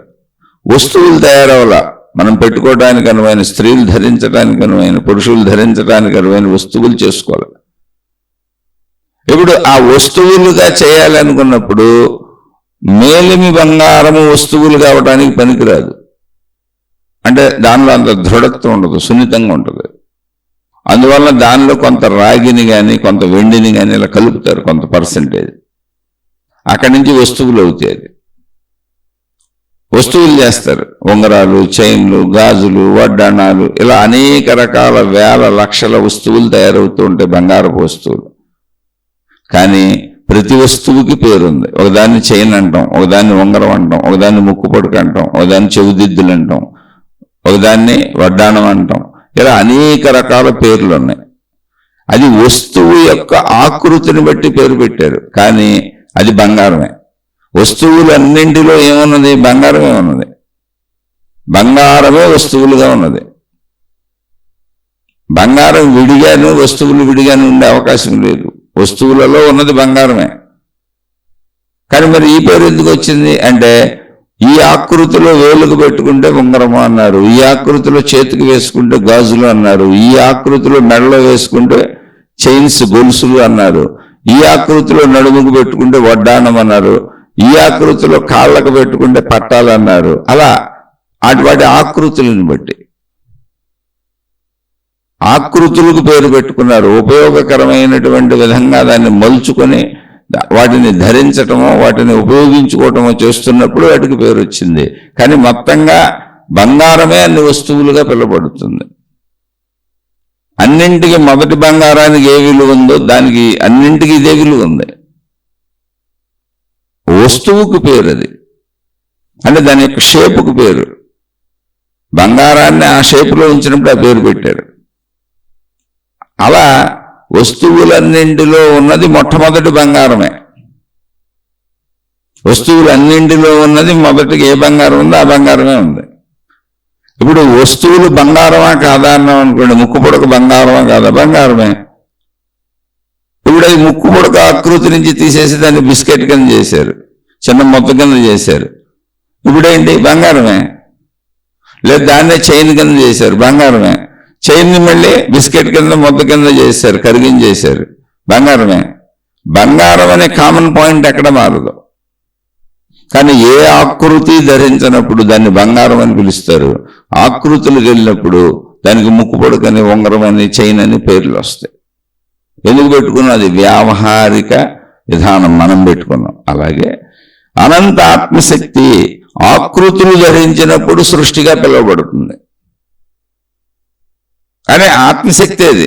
బంగారపు ఆభరణములు ఉంగరముగా, గొలుసుగా పేర్లతో ఎలా పిలువబడుతున్నాయో, కానీ అవి బంగారమే ఎలా అయి ఉన్నవో, అనంత ఆత్మశక్తి శక్తిగా ఉన్నప్పుడు, ఆకాశ స్వరూపముగా ఉన్నప్పుడు, సర్వవ్యాపకముగా ఉన్నప్పుడు అది ఆత్మశక్తి. అదే రూపములు ధరించినప్పుడు, అంటే బంగారపు వస్తువులు రూపములు మారినప్పుడు, ఉంగరంగా, గొలుసుగా, అలా రూపములు ధరించినప్పుడు సృష్టిగా అనేక పేర్లతో పిలువబడుతుంది. ఇప్పుడు సృష్టి అంతా ఉన్నదేమి? ఆత్మశక్తే. మళ్ళీ సృష్టి అంతా ఉన్నది ఆత్మశక్తి అయినప్పుడు మళ్ళీ ఆత్మశక్తి అంటే ఏంటి? ఆత్మశక్తి మొదటి స్థానం ఇలా ప్యూర్గా ఉంటుంది. ఇప్పుడు బంగారం మొదటి స్థానం బిస్కెట్ గాను ఓ ముద్దగానే ఉంటుంది, దానికి ఏ షేప్ ఉండదు. అంటే ఆ షేప్ ఉంది, ఒక ముద్దగా ఉంది, ఓ బిస్కెట్ బంగారు బిస్కెట్లో ఉంది. అలాగే అనంత ఆత్మశక్తి సర్వవ్యాపక ఆకాశములో ఉంది, దానిలో నాదము సాగుతూ ఉంది. నిశ్శబ్దము అంటే నిశ్శబ్దం అంటే మనం నిశ్శబ్దంగా ఉండడం కాదు, నిరంతర శబ్దము. దాంతో నువ్వు అనుసంధానం చేసుకుని కూర్చోమన్నారు. అదే ఆకాశ ధ్యానము. అలా ప్రశాంతంగా కూర్చోండి, ఆ నాదాన్ని వింటూ ఉండండి. ఆ నాదమే మన స్వరూపమే ఆ నాదం. కానీ మన శరీరం వేరు అనుకుంటున్నాం కనుక మనకు తెలియట్లేదు. ఆ శరీర భావనలు మనోభావనలు వదిలేసి అనంత ఆత్మశక్తిలో అలా కరిగి కలిసిపోండి. మీరు ఎక్కడుంటే అక్కడ భావనలోనే అంతే. అప్పుడు అనంతపు ఏకత్వ భావన తెలుస్తుంది కొంతకాలానికి. అది మనలో ఉన్న ప్రాణశక్తి స్థితి. అది మనమేం లేనిది చేయట్లా, కాంతి చేయట్లా. శరీరము నేనన్న పరిమిత భావంలో ఇది శరీరము నేను అలాగే జీవించాలి. అలాగే మనస్సు అనేది శరీరానికి కలిసి ఉంటుంది. శరీరం నడకకి మనస్సు ఆధారం. ప్రాపంచిక విషయాలన్నీ అందులో గుర్తుంటాయి, అందుకని జీవించడం కుదురుతుంది. కాబట్టి శరీర మనస్సులతో జీవించడం ఇప్పుడు మనం జీవిస్తున్నదే కరెక్ట్. అలా జీవించాల్సిందే శరీరం శిథిలమైపోయే వరకు. కానీ ప్రాణశక్తిగా అలా ప్రశాంతంగా కూర్చోండి, శరీర మనోస్థితులను వదిలేయండి. చక్కగా నిరంతర శబ్దం మీకు దానంతట అదే వినపడుతూ ఉంటుంది. అది ఆకాశ లక్షణము. ఆకాశములో శబ్దం ఉంది, ఏం లేకపోవటం కాదు, శూన్యం కాదు, శబ్దం నాదం సాగుతూ ఉంది. మనం సృష్టిని గుర్తించడం వల్ల దీన్ని శూన్యము ఏమీ లేదు ఖాళీ అనుకుంటున్నాం కాదు, అందులో నిరంతర శబ్దం ఉంది. అప్పుడు అది ఎప్పుడు తెలుస్తుంది? మనం నిశ్శబ్దం అయిపోవాలి, మనం సైలెన్స్ అయిపోవాలి, సైలెంట్గా ఉండిపోవాలి. మనమే సైలెన్స్ అయిపోవాలి, మనమే నిశ్శబ్దం అయిపోవాలి. అప్పుడు నిరంతర శబ్దం మనకి తెలుస్తుంది. అవ్వాలి అంటే శరీర మనోస్థితులు దాటాలి. అది అక్కడ. అందుకనే సాధనలో స్టార్టింగ్లో మౌనాలు, మౌన దీక్షలు, మౌన వ్రతాలు పెట్టుకుంటూ ఉంటారు. కొంతమంది సంవత్సరాల పాటు మౌనంగా ఉంటూ ఉంటారు. అంటే అప్పుడు సృష్టిలో ఉన్నటువంటి నిశ్శబ్దత నీకు అర్థం అవ్వాలి. ఆ నిశ్శబ్దతే అనంత ఆత్మశక్తి, నిరంతర శబ్దం. అది శక్తి తత్వం, అది శక్తి అలా ఉంది. అలా సాధన చక్కగా చేసుకోవచ్చు. దానికే తపస్సులు ధ్యానాలు చేశారు మహాత్ములు. అంటే మిగిలిన భావాలు వదిలేసి ఆ అనంత ఆత్మశక్తిలో లయమైపోయారు. ఆ నాదాన్ని పట్టుకుని ఆ నాదం దానంతలో అది వినపడుతూనే ఉంటుంది. అది అనాహత నాదము అని. అంటే హతము కానటువంటి ఎప్పుడు వినపడేటువంటి నాదం అనాహత నాదము. ఎవరైతే నిశ్శబ్దంగా ప్రశాంతంగా శరీర మనోస్థితులను వదిలి కూర్చుంటారో ఆ శబ్దము వారిలోనే వారికి వినపడుతుంది అని చెప్పారు. బయట వినపడటమే కాదు, నీలో కూడా అది ఉంది. కానీ నువ్వు శరీర మనోభావముల కదలికల చేత, క్రియల చేత, శబ్దముల చేత దాన్ని తెలుసుకోలేకపోతున్నావు. అది నీకు వినపడుతుంది అని అనాహత శబ్దము అని పేరు పెట్టారు దానికి. అనాహతం అంటే ఏమి లేదు, హతము కానిది. హతము అంటే నశింపు. ఇప్పుడు మనం ఒక మాట మాట్లాడాం, ఆగిపోయాం, అక్కడికి ఇంకా అయిపోయింది, శబ్దం నశించిపోయింది, ఇంకా కంటిన్యూటీ లేదు. మనం ఎప్పుడు హతములుగా మాట్లాడతాం, అంటే బ్రేకులుగా మాట్లాడతాం. కానీ నిరంతరముగా నేను అసలు హతము కాను, అంతము లేదు నాకు అని శాశ్వత శబ్దం వినపడుతూ ఉంటుంది. అది ఆత్మ లక్షణం. ఎక్కడ బ్రేక్ అవ్వదు, అది అనంతంగా ఉంది. అది అందుకే ఆకాశతత్వము, ఆత్మతత్వము అనంతము. అది మన ప్రాణశక్తి. అక్కడికి వెళ్ళి కూర్చుంటే సరిపోదు. ఆ ఎరుకను పొందడానికి అనేక రకాల సాధనలు చెప్పుకొచ్చారు. సాధనల్లో విశేషం లేదు, చెప్పిన వాళ్ళలో విశేషం లేదు, పదాలలో విశేషం లేదు, పద ఆడంబరాలలో విశేషం లేదు. నా మతం గొప్ప, నా మార్గం గొప్ప, నా గురువు గొప్ప, నా గ్రంథం గొప్ప అనుకునే వాళ్ళందరూ పిచ్చోళ్లే. ఎందుకంటే అక్కడ ఉన్నదానిని అనేకంగా చెబుతున్నారు. ఏకం సత్, సత్యము ఒకటే. విప్ర బహుదా వదంతి, దానిని తెలుసుకున్నటువంటి, అర్థం చేసుకున్నటువంటి విప్రులు అంటే పండితులు అనేక రకాలుగా చెబుతారు అని. అంటే చెప్పేటప్పుడు భావన మారిపోద్ది, ఊహ మారిపోద్ది, ఆలోచన మారిపోద్ది. ఎవరికి ఎలా అనిపించిందో అలా చెబుతారు. కానీ ఇక్కడ చెప్పింది నిజం అనుకోకూడదు. అందరూ చెబుతున్నది ఏంటంటే ఆకాశములో శబ్దం ఉన్నది. ఆకాశం అనంతము, సర్వవ్యాపకము, దాని పేరే అనంత ఆత్మశక్తి. అది ఎవరో కాదు, నువ్వే. ఆ అనాహత నాదము నీలో కూడా ఉంది. బయట ఉన్నటువంటి ప్రణవనాదము, బయట ఉన్నప్పుడు దాని పేరు ప్రణవనాదము, మనలో నాలో అన్నప్పుడు దాని పేరు అనాహత నాదము. హతము కానటువంటి ఒక శబ్దం నీకు కనబడుతుంది. అన్నీ ఈ పదాలు పెట్టుకుని నిజమనుకోపాకండి.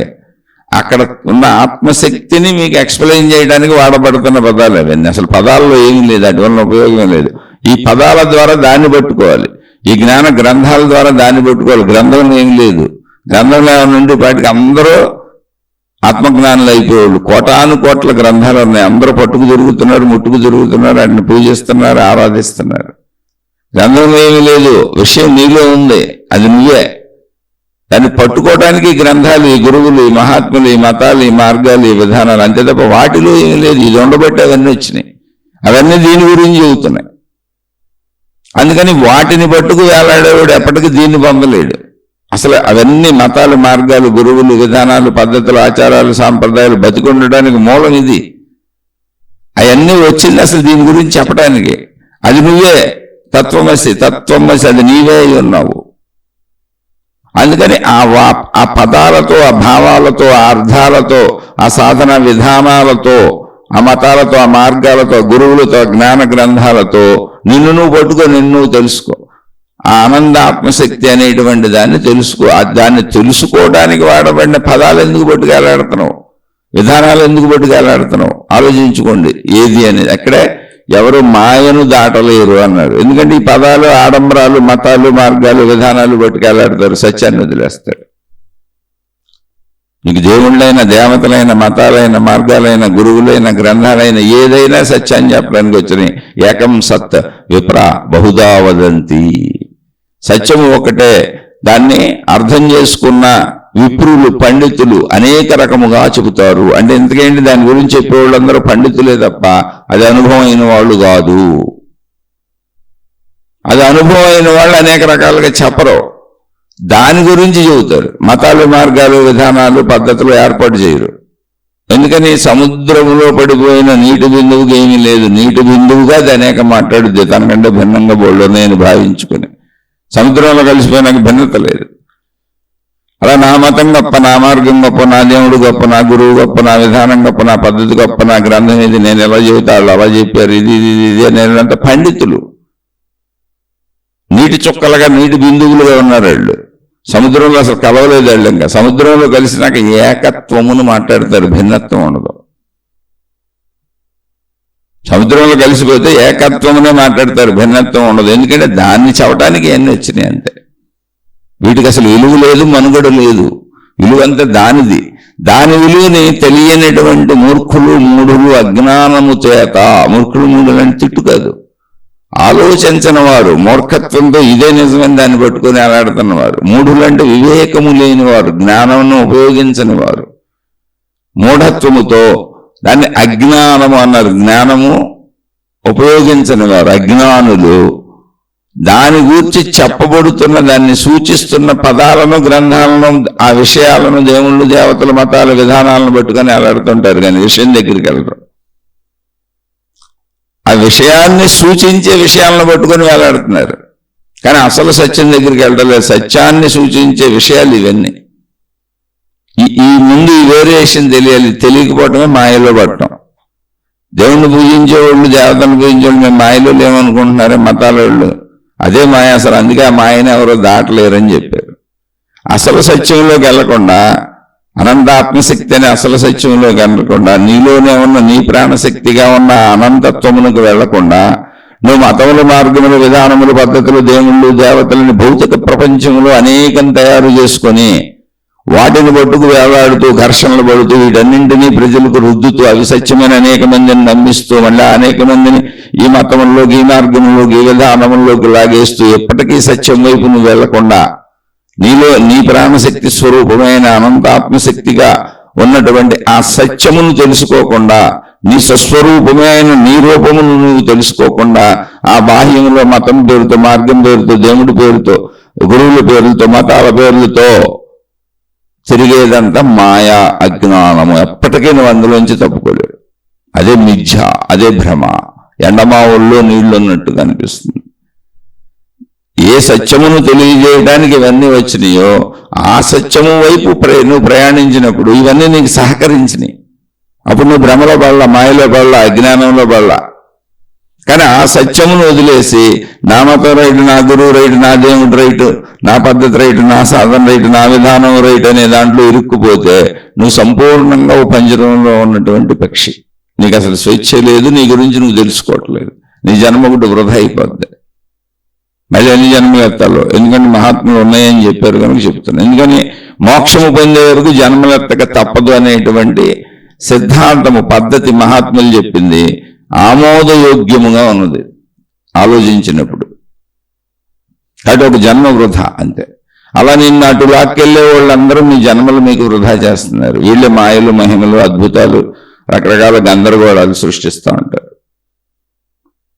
మనం ఇప్పుడు తెలుసుకుంటుందే ఏదైనా ఏమీ లేదు, మన స్వీయ స్వరూపము. మనకు భిన్నంగా ఇంకోటి ఏదో ఉందని తెలుసుకునేదంతా అజ్ఞానమే, మాయే, భ్రమే. మన స్వీయ స్వరూపమును తెలుసుకోవటానికి మనకు అవగాహన లేదు కనుక అలా అటు నుంచి ప్రయాణించుకొస్తున్నాం. మతం వైపు నుంచి, మార్గం వైపు నుంచి, గురువు వైపు నుంచి, దేవుడి వైపు నుంచి. కానీ మన ప్రయత్నము, మన ప్రయాణము మనలోకి మనమే, మన యొక్క సంపూర్ణతను తెలుసుకునే ప్రయత్నం. ఇది ఒరిజినల్గా జరిగేది. అయితే ఇక్కడ ప్రశ్నగా సోదరుడు, అంటే ఇలా ఎంతైనా చెప్పుకోవచ్చు, మనం రోజు శీర్షికలు చెప్పుకుంటున్నాం. ఇక్కడ ప్రశ్నగా సోదరుడు అడిగింది ఏంటంటే ఈ ద్వంద్వత్వము, అంటే కర్మ సిద్ధాంతంలో ఉన్న ద్వంద్వత్వము.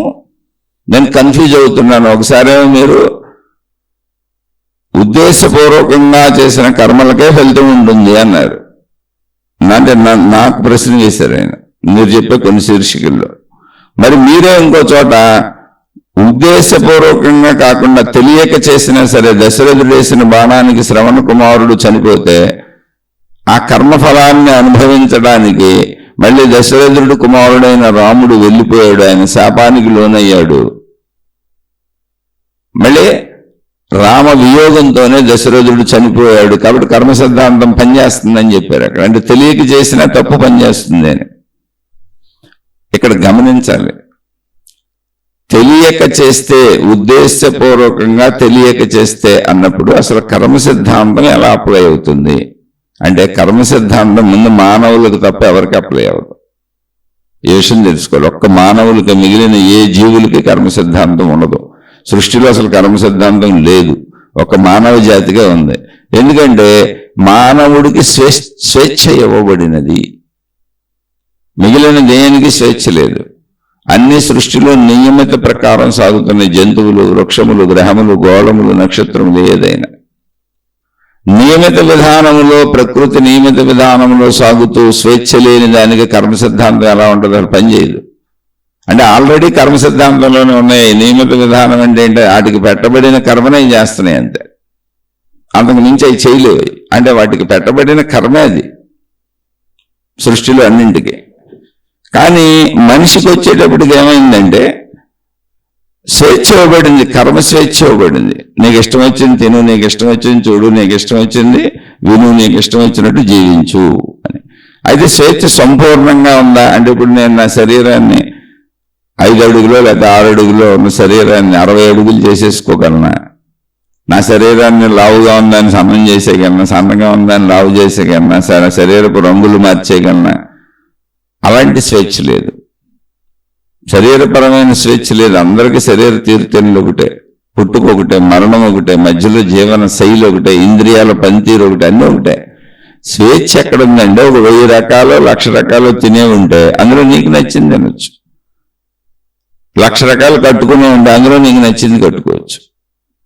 అలా కోటాను కోట్లుగా పంచేంద్రియ ఉపయోగములకు, శరీరములకు ఉపయోగములకు అనేకం ఉంటే ఏదో ఒకటి ఉపయోగించుకోకైతే తప్పదు. కాబట్టి అందులో నీకు నచ్చింది ఉపయోగించుకోవచ్చు. అక్కడ ఒక చోట స్వేచ్ఛ ఉంది. అలా వాటిని ఉపయోగించుకోవడానికి మనుషులు ఏర్పరచుకున్న విధానములు ఉన్నాయి. వృత్తి, వ్యాపార, ఉద్యోగములు, పద్ధతులు. మోసం చేసి తెచ్చుకోవచ్చు, ధర్మంగాను తెచ్చుకోవచ్చు. మోసంతోనే అనుభవించవచ్చు, ధర్మంగాను అనుభవించవచ్చు, మంచిగానే అనుభవించవచ్చు, చెడుగాను అనుభవించవచ్చు. ఆ స్వేచ్ఛ ఉంది నీకు. అందుకని స్వేచ్ఛ ఉన్నది కనుక ఫలితం ఉంది. నువ్వు మంచిగా అనుభవిస్తే నీకు మంచి ఫలాలు వస్తాయి, నువ్వు చెడుగా అనుభవిస్తే చెడు ఫలాలు వస్తాయి. అంటే నువ్వు మంచి చేస్తూ జీవిస్తే మంచి ఫలాలు వస్తాయి, చెడు చేస్తూ జీవిస్తే చెడు ఫలాలు వస్తాయి. మంచిని ఉద్దేశపూర్వకంగా చేసిన, ఉద్దేశం లేకుండా చేసినా నీకు మంచి వస్తుంది. చెడుని ఉద్దేశపూర్వకంగా చేసిన, జాగ్రత్తగానండి, ఉద్దేశము లేకుండా చేసిన, ఇక్కడ కన్ఫ్యూజన్ ఉంది. ఇప్పుడు చెడు ఉంది, అసలు ఏ చెడు? కర్మఫలాలు రాని చెడు ఏంటి? ఇప్పుడు చెడుని ఉద్దేశపూర్వకంగా చేసిన, ఉద్దేశం లేకుండా చేసిన చెడుకు ఫలితం ఉంది. మనం ఒక వాహనం వేసుకెళ్తున్నాం, మనం రోడ్డు మీద వెళ్తున్నప్పుడు ఒక వాహనం వేసుకెళ్తున్నాం, కావాలని ఒక వ్యక్తిని గుద్ది చంపేశాం, అప్పుడు అదే శిక్ష పడుద్ది, కోర్టులు అదే శిక్ష వేస్తాయి. మనం ఒక వాహనం వేసుకెళ్తున్నాం, కావాలని ఉద్దేశం లేదు, మనం ఏదో పరధ్యాసలో పొరపాటున చంపేశాం, ఓ మనిషిని చంపేశాం ఈ వాహనంతో గుద్ది, సేమ్ ఉద్దేశంతో చంపేశాం, ఉద్దేశం లేకుండా చంపేశాం, అప్పుడు అదే శిక్ష పడుద్ది. ఎందుకని అంటే మానవులలో ఇక్కడ శిక్ష ఉంది, శిక్ష లేనిది ఎక్కడ? మనం రోడ్డు మీద నడిచి వెళ్తుంటే మన కాళ్ళు కింద పడి అనేకం చచ్చిపోయింది జీవులు, శిక్ష లేదు.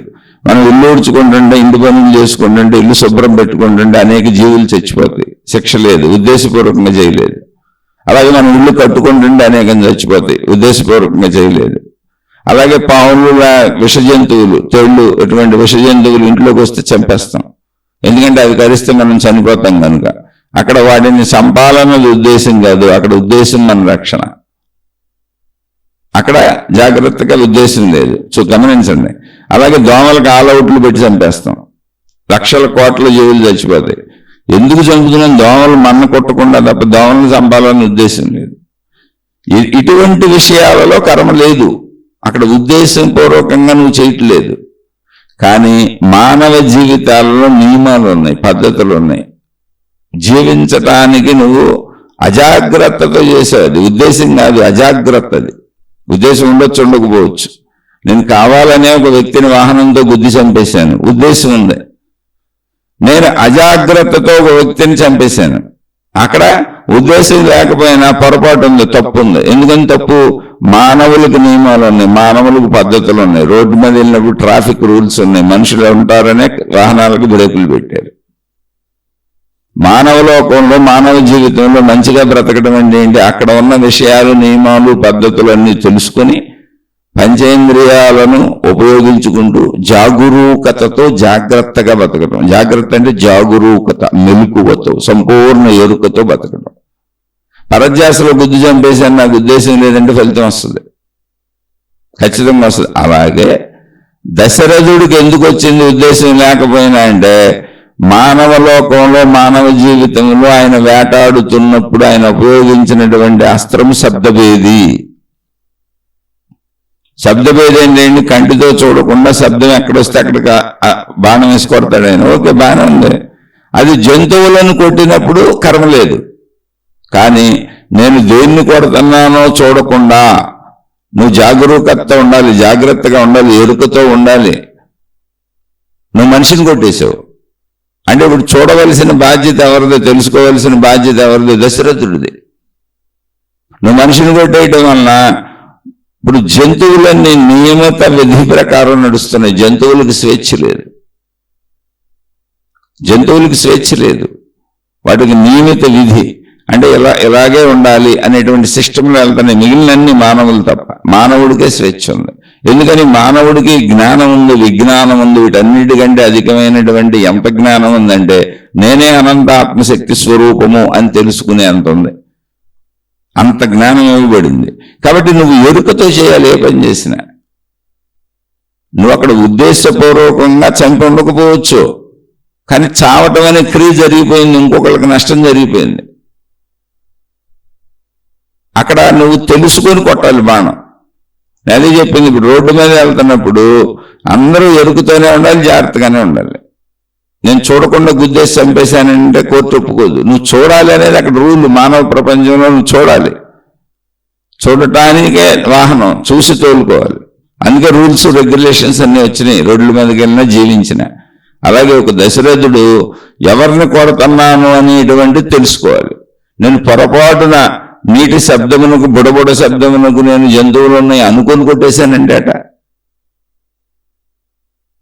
అది నీటి శబ్దమా, బుడబుడ, ఏం కొండ ముంచుకుంటున్నాడు ఆయన. నీటిలో కదలిక అయింది, ఆ కదలిక సహజంగా జంతువులేలే అనుకొని కొట్టేశాడు.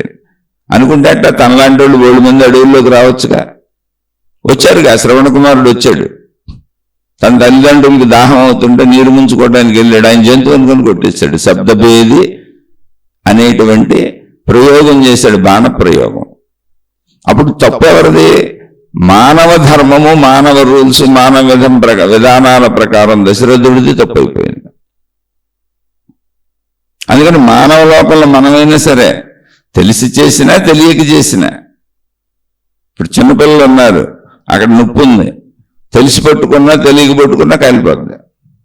అలాగే మనుషులు తప్పు తెలియక చేసినా తెలిసి చేసినా కాలిపోద్ది, మనుషులకు కాలిపోద్ది. కానీ మనుషులు జీవన విధానములో ఉద్దేశము లేకుండా జీవించేటప్పుడు ఇతర జీవులకు చేసేటువంటి దానికి ఎటువంటి తప్పు, ఎటువంటి పొరపాటు, కర్మఫలము రాదు. మరి అదే చెప్పి ఇల్లు శుభ్రం చేసుకోవడానికి అనేక జీవులు చచ్చిపోతాయి, ఇల్లు కట్టుకోవడానికి అనేక జీవులు చచ్చిపోతాయి, భూమి మీద మానవులు జీవిస్తుంటే అనేక జీవులు చచ్చిపోతాయి. అనేక విధాలుగా మనం ఇప్పుడు ఇల్లు కట్టుకోవడానికనో ఆటికనో ఇటుకనో చెట్లు నరికేసి వాడుకుంటూ ఉంటాం. అది మనం ఉద్దేశపూర్వకంగా చేయట్లే, అసలు అదంత పెద్ద బిజినెస్లు తయారైంది. మన ఇంటికి వచ్చేటప్పుడు వస్తువు, అసలు మన వస్తువుని కొనుక్కుంటున్నాం. అక్కడ ఉద్దేశం మనం బ్రతకటం, వాటిని చంపటం కాదు. కానీ మనుషులకు, మానవ జాతికి వచ్చేటప్పుడు రూల్స్ ఉన్నాయి. ఎరుకుతో బతకాలి, జాగరూకతతో బతకాలి.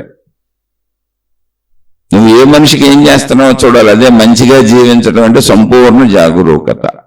కంటితో గమనించి, చెవితో విని, జ్ఞానాన్ని ఉపయోగించి, ముక్కుతో వాసన చూసి, చర్మంతో స్పర్శ తెలుసుకుంటూ అన్ని రకాల స్పృహలు, ఎరుకలు కలిగి ఉండాలి. పరధ్యాసలోకి వెళ్ళడం అంటే ఏంటి?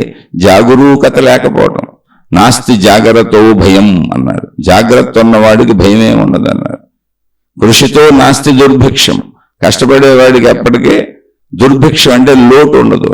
లోటు ఉండదంటే నువ్వు అపరకుబేరుడు అయిపోతావని కాదు, బ్రతుకుకు లోటు ఉండదు. లోటు అవన్నీ ఆకలేసినప్పుడు అన్నం ఉంటే చాలు, కట్టుకోవడానికి పాత అయినా చిరిగిపోయిన బట్టలు ఉంటే చాలు, అంతకు మించి ఇంకేముంది. అలా కృషి చేసేవాడికి మినిమం అన్ని రకాల వసతులు ఉంటాయి. ఏ కృషి చేయని వాడు ఇబ్బంది పడతాడు. కృషి అంటే కష్టం, పని. మనం బ్రతుకుకు ఆధారమైనటువంటి పని ఏదో ఒకటి మనం చేసుకుంటూ ఉండాలి. అలా కృషితో నాస్తి దుర్భిక్షం. కృషి చేసేవాడికి లోటు ఉండదు, ఎలాగోలా చక్కగా బతికేసుకుంటూ వెళ్ళిపోతాడు. కృషితో నాస్తి దుర్భిక్షం, జపతో నాస్తి పాతకం. నిరంతరము మంచిని జపించుకునేవాడికి, మంచిని స్మరించుకునేవాడికి, మంచిని అంటూ వింటూ తలుచుకుంటూ ఉండేవాడికి. జపం అంటే ఏంటి? నోటితో చేసేది, మాట్లాడుకునేది, హృదయ భావాలు అంతరంగంలో చేసేది. అంటే వాక్కులైన జపమే, భావరూపమైన జపమే. జపము అన్నప్పుడు ఫలాందని చెప్పలేదు చూడండి. ఏ దేవుడు ఏ విధానం అది జపలా. జపము అన్నప్పుడు, జపించటం అన్నప్పుడు వాక్కు ద్వారా, స్మరించడం ద్వారా, భావించుకోవటం ద్వారా చర్యలన్నీ మంచిగా ఉంటే జపం అనేది మంచి పదం, సద్గుణ పదం, దైవీపరమైన పదం. జపతో నాస్తి పాతకం. అలా మంచిని నిరంతరం స్మరించుకునేవాళ్ళు, భావించుకునేవాళ్ళు, జపించుకునేవాళ్ళు, మాట్లాడుకునేవాళ్ళు, వినేవాళ్ళు, అనేవాళ్ళు, వాళ్ళు పాతకములకు అంటే పాపముల వలన వచ్చే ఫలితములను అనుభవించరు. వాళ్ళకి పాపములు ఉండవు, పాతకములు ఉండవు, బాధలు ఉండవు. జపతో నాస్తి పాతకం. మౌనీన కలహం నాస్తి. కలహాలు ఉండవని చెప్పలా, గొడవలు రావని చెప్పలా, మనుషులకి మధ్య పరస్పర విరోధాలు రావని చెప్పలే. ఎందుకని అనేక మంది ఉన్నారు మన ఎదురుగా. మౌనేన కలహం నాస్తి. కలహం వచ్చినప్పుడు మౌనంగా ఉండు, నువ్వు వాదించబాక, వాదోపవాదం చేయబాక, ప్రశాంతంగా ఉండు. కలహాలు పోతాయి, గొడవలు పోతాయి, ఘర్షణలు పోతాయి అని చెప్పారు. మౌనేన కలహం నాస్తి, నాస్తి జాగ్రత్తో భయం. జాగ్రత్తగా ఎరుకతో ప్రవర్తించే వాడికి భయము అంటే భయపడవలసిన అవసరం లేదు. ఇప్పుడు అక్కడ ఆ ఎరుకను కోల్పోయాడు దశరథుడు. కొట్టింది మనిషిని, చూసి కొట్టాలి. చూడకుండా కొట్టినా అడవిలో వేరే జంతువులు కాక వేరే మనుషులు ఉండే అవకాశం ఉంది అనేటువంటిది ఉంది. అక్కడ అడవిలో వేరే మనుషులు ఉండే అవకాశం ఉంది. అలాగే మనం వాహనం వేసుకెళ్తుంటే రోడ్డంతా బాగానే ఉన్నట్టు కనపడినా ఏ పక్క నుంచి అయినా ఏదైనా వచ్చేసే అవకాశం ఉంది. ఎందుకంటే మనకెంత స్వేచ్ఛ ఉందో రోడ్డు మీద, అందరికీ అన్నిటికీ అంతే స్వేచ్ఛ ఉంది. అది గుర్తు పెట్టుకొని జాగ్రత్తగా వెళ్ళాలి. అక్కడ జాగ్రత్తను మర్చిపోయాడు దశరథుడు. అందుకని ఆయన నాస్తి జాగ్రత్తో భయం, జాగ్రత్త ఉన్నవాడికి భయం ఉండదు. జంతువుని కొట్టకుండా మనిషిని కొట్టేశాడు. అది జాగరూకత లేదు, ఉద్దేశం లేకపోవచ్చు. మనిషికి ఎప్పుడు జాగరూకత ఉండాలి అన్ని వైపుల నుంచి. మానవ జీవితంలో నేను తెలిసి చేయని, నేను తెలియకుండా గుద్దేశానండి, మనిషిని చంపేశానంటే శిక్షలు ఉన్నాయి కదా కోర్టులు. ఇక్కడ అది ఆ ద్వంద్వత్వాన్ని గ్రహించాలి. ఇందులో కన్ఫ్యూజన్ ఏం లేదు. మళ్ళీ నేను బతకడం కోసం దోమలని చేమలని వాటిని చంపినా, ఇప్పుడు మనం బతకడానికి ఏం చేస్తాం? అలవాట్లు పెడతాం, చేమలకి చేమలు మందులు చల్లుతారు. అనేకమైనటువంటి జంతువుల నుంచి రక్షణ పొందడానికి మనం బోల్డ్ చేసుకుంటూ ఉంటాం, అవి చచ్చిపోతుంటాయి. ఇప్పుడు పంటలు పండించేడు పురుగులు మందులు కొడతారు. ఇక్కడ ఉద్దేశం మనం బ్రతకడం తప్ప వాటిని చంపడం కాదు. అప్పుడు శిక్షలు ఉండవు. అలా సమన్వయపరుచుకుంటూ వెళ్ళాలి. అన్ని మానవ జాతికి, మానవుడికి సమన్వయపరుచుకోకూడదు. ఎందుకంటే విపులంగా విశదీకరించి ప్రతి విషయాన్ని చెప్పడానికి మనం ఎన్ని జన్మలెత్తినా సరిపోదు. జ్ఞానాన్ని అర్థం చేసుకోవాలి ఎప్పటికప్పుడు జాగ్రత్తగా. మళ్ళీ ఇక్కడ జాగరూకత ఉండాలి. అప్పుడు సంశయాలు తీరుతాయి. లేదా సంశయాత్మా వినశ్యతి అని చెప్పారు. నిరంతరం అలా సంశయాలు వస్తానే ఉండేటువంటి జీవుడికి నశించిపోతాడు, సత్యం వైపు వెళ్ళలేరు అని. అందుకని వినేటప్పుడు జాగ్రత్తగా విని చక్కగా అవగాహనతో పట్టుకొని మానవుడిగా మానవులతో జరిపే ఏ వ్యవహారమైనా ఎరుకతో చేయాలి, జాగ్రత్తగా చేయాలి, చక్కగా చేయాలి, గమనించి చేయాలి. ఉద్దేశపూర్వకంగా చేశానా, ఉద్దేశం లేకుండా చేశానా కాదు. మానవుడు మానవుడితో ఉండేవన్నీ జాగ్రత్తగానే ఉండాలి. ఎందుకని ఇది మానవ జాతికి నియమావళి ఉంది. ఆ జ్ఞానం నీకు ఇవ్వబడింది. అడవిలో మనుషులు ఉండరు, ఒట్టి జంతువే ఉంటుంది అనే రూల్ ఏమన్నా ఉందా? అలా ఉండే అడవిలోకి దశరథుడు కూడా వెళ్ళగా అసలు. కాబట్టి ఎవరిని కొడుతున్నాను, ఏం కొడుతున్నాను, ఎవరిని తిడుతున్నాను, ఏం తిడుతున్నాను, నేను ఇసిరిందా ఎక్కడ పడుతుంది, ఇలా వీటన్నింటికి ఒక ఎరుక జ్ఞానం మనిషికి ఇవ్వబడింది కనుక అందులో నీకు మళ్ళీ జ్ఞానములతో పాటుగా స్వేచ్ఛ ఇవ్వబడింది కనుక ఆ స్వేచ్ఛ ప్రకారం కర్మఫలం పనిచేస్తుంది. అదే విధానంలో మళ్ళీ నువ్వు ఇతరమైన వాటికి నువ్వు బ్రతకడానికి ఇల్లు ఊడ్చుకొని, నువ్వు బ్రతకడానికి ఆలౌట్లు పెట్టుకొని, నువ్వు బ్రతకడానికి చెవల మందులు చల్లుకొని, నువ్వు బ్రతకడానికి నీ దగ్గరికి వచ్చి నీకు హాని చేస్తుందేమో అని భయపడుతూ వచ్చి నీ పామును తేలును చంపడానికి నీకు పాపం రాదు. అది నువ్వు బ్రతకడానికి చేస్తున్నావు. అలా చేయకుండా నీకు పని పాట లేకుండా నేను పాములన్నింటినీ చంపుకుంటూ వెళ్తానని ఎతికి అవి పుట్టల్లో ఎక్కడో అవి బతుకుతుంటే ఇల్లు ఎతికి చంపుతున్నావు అనుకో, అప్పుడు పాపం వస్తుంది. ఎలా అంటే నీ స్వభావము క్రూరమైపోయింది, క్రూర స్వభావిగా అయిపోయి ఇప్పుడు. అందుకన్నా నీ మిగిలిన పనులు కూడా క్రూరత్వంతోనే ఉంటాయి. నీ గుణం క్రూరమైపోద్ది, అప్పుడు నీకు పాపం వస్తుంది. దాన్ని వెళ్ళి ఎందుకు కెలికి చేస్తున్నావు? అది నీ జోలికి రాలేదు కదా. నీ ఆత్మరక్షణ కోసం, స్వీయ రక్షణ కోసం, నువ్వు బ్రతకటం కోసం, నీ కోసం నువ్వు చేసే పనుల్లో ఎప్పుడూ ఇబ్బంది లేదు. ఇప్పుడు కోర్టులో కూడా ఎలా ఉంటుంది తెలుసా? ఒక దొంగ వచ్చాడు, 10 మంది దొంగలు వచ్చారు, నీ ఇంటి మీద పడిపోయారు, నిన్ను చంపి లాక్కెళ్దామనే ప్రయత్నంలో ఉన్నారు, నువ్వు ఇవ్వటం లేదు, చంపేస్తే దొరికిని పట్టుకుపోదాం అనుకున్నారు. ఈ వాళ్ళకి నీకు జరిగేటువంటి పెనుగులాటలో, యుద్ధంలో నువ్వెవరిని చంపేశావు, దొంగలు పారిపోయారు. ఇప్పుడు అక్కడ దొంగ చచ్చిపడిపోయి ఉన్నాడు, పోలీసులు వచ్చారు, జరిగింది చెప్పావు, నీకు శిక్ష ఉండదు, ఆత్మరక్షణకు చేసావు. ఆత్మరక్షణార్థం దోమను చంపినవాడు, మనిషిని చంపినవాడు. అక్కడ ఉద్దేశం లేదు నీకు. ఆ విషయాన్ని గమనించి కోర్టు కూడా శిక్షించదు నేను. అలా వివేకంతో అన్నింటినీ సమన్వయపరుచుకోవాలి. జంతువులకు చెప్పేటిని, వేరే వాటికి చెప్పేటిని దీనికి అన్వయించుకొని కన్ఫ్యూజ్ అవుతున్నాం అనకూడదు. అందుకని మీరు కూడా స్వతంత్రముగా ఆ బ్రెయిన్ను వాడటం నేర్చుకోవాలి. జ్ఞానం అంటేది ఇతరుల జ్ఞానం మీద ఆధారపడుతూ మనలో జ్ఞానాభివృద్ధి జరగాలి. మనలో జ్ఞానాభివృద్ధి జరగడం కోసం ఇతరుల జ్ఞానాన్ని మనం ఉదాహరణలుగా తీసుకుంటున్నాం అంతే. ఆ జ్ఞానాభివృద్ధి చేత మన ఆత్మశక్తిని మనం తెలుసుకోగలుగుతాం. లేదా మీరు ఆత్మశక్తిని ఇతరులు తెలుసుకున్నారు, జీవన్ముక్తులు చెప్తున్నారు, దేవుళ్ళు అయ్యారు, దేవతలు అయ్యారు, వాళ్ళ పేరు మీద మతాలు, మార్గాలు, విధానాలు ఏర్పడి మళ్ళీ అక్కడ గురువులు తయారయ్యారు. మీరెప్పుడు చదువుతారు? మీరేమవుతారు? మీ స్వీయ జ్ఞానాన్ని ఉపయోగించుకోవాలి. మీలో తర్కించుకోవాలి. మీలో మీరు సత్యాసత్యములు తెలుసుకోవాలి. మిమ్మల్ని మేల్కొల్పటానికి బయట ఉన్నాయన్నీ పనికొస్తాయి. గురువులు, దేవుళ్ళు, మతాలు, మార్గాలు, విధానాలు కేవలం మీలో జిజ్ఞాసను ఆసక్తిని రేకెత్తించడానికి. కానీ మీకు మీరే చేసుకోవాలి, మీరే జ్ఞాని అయిపోవాలి. అప్పుడు మీకు అన్నీ అర్థమవుతాయి. ఇప్పుడు చెప్పేవాళ్ళందరూ పెద్ద గొప్పవాళ్ళు, ఆకాశం నుంచి దిగొచ్చిన వాళ్ళు కాదు. ఏ మహాత్ముల్లో చెప్పింది పట్టుకుని తమలో తాము తర్కించుకుంటూ దేనికి వర్తిస్తుంది దేనికి వర్తించదు అనుకుంటూ వెళుతున్నారు.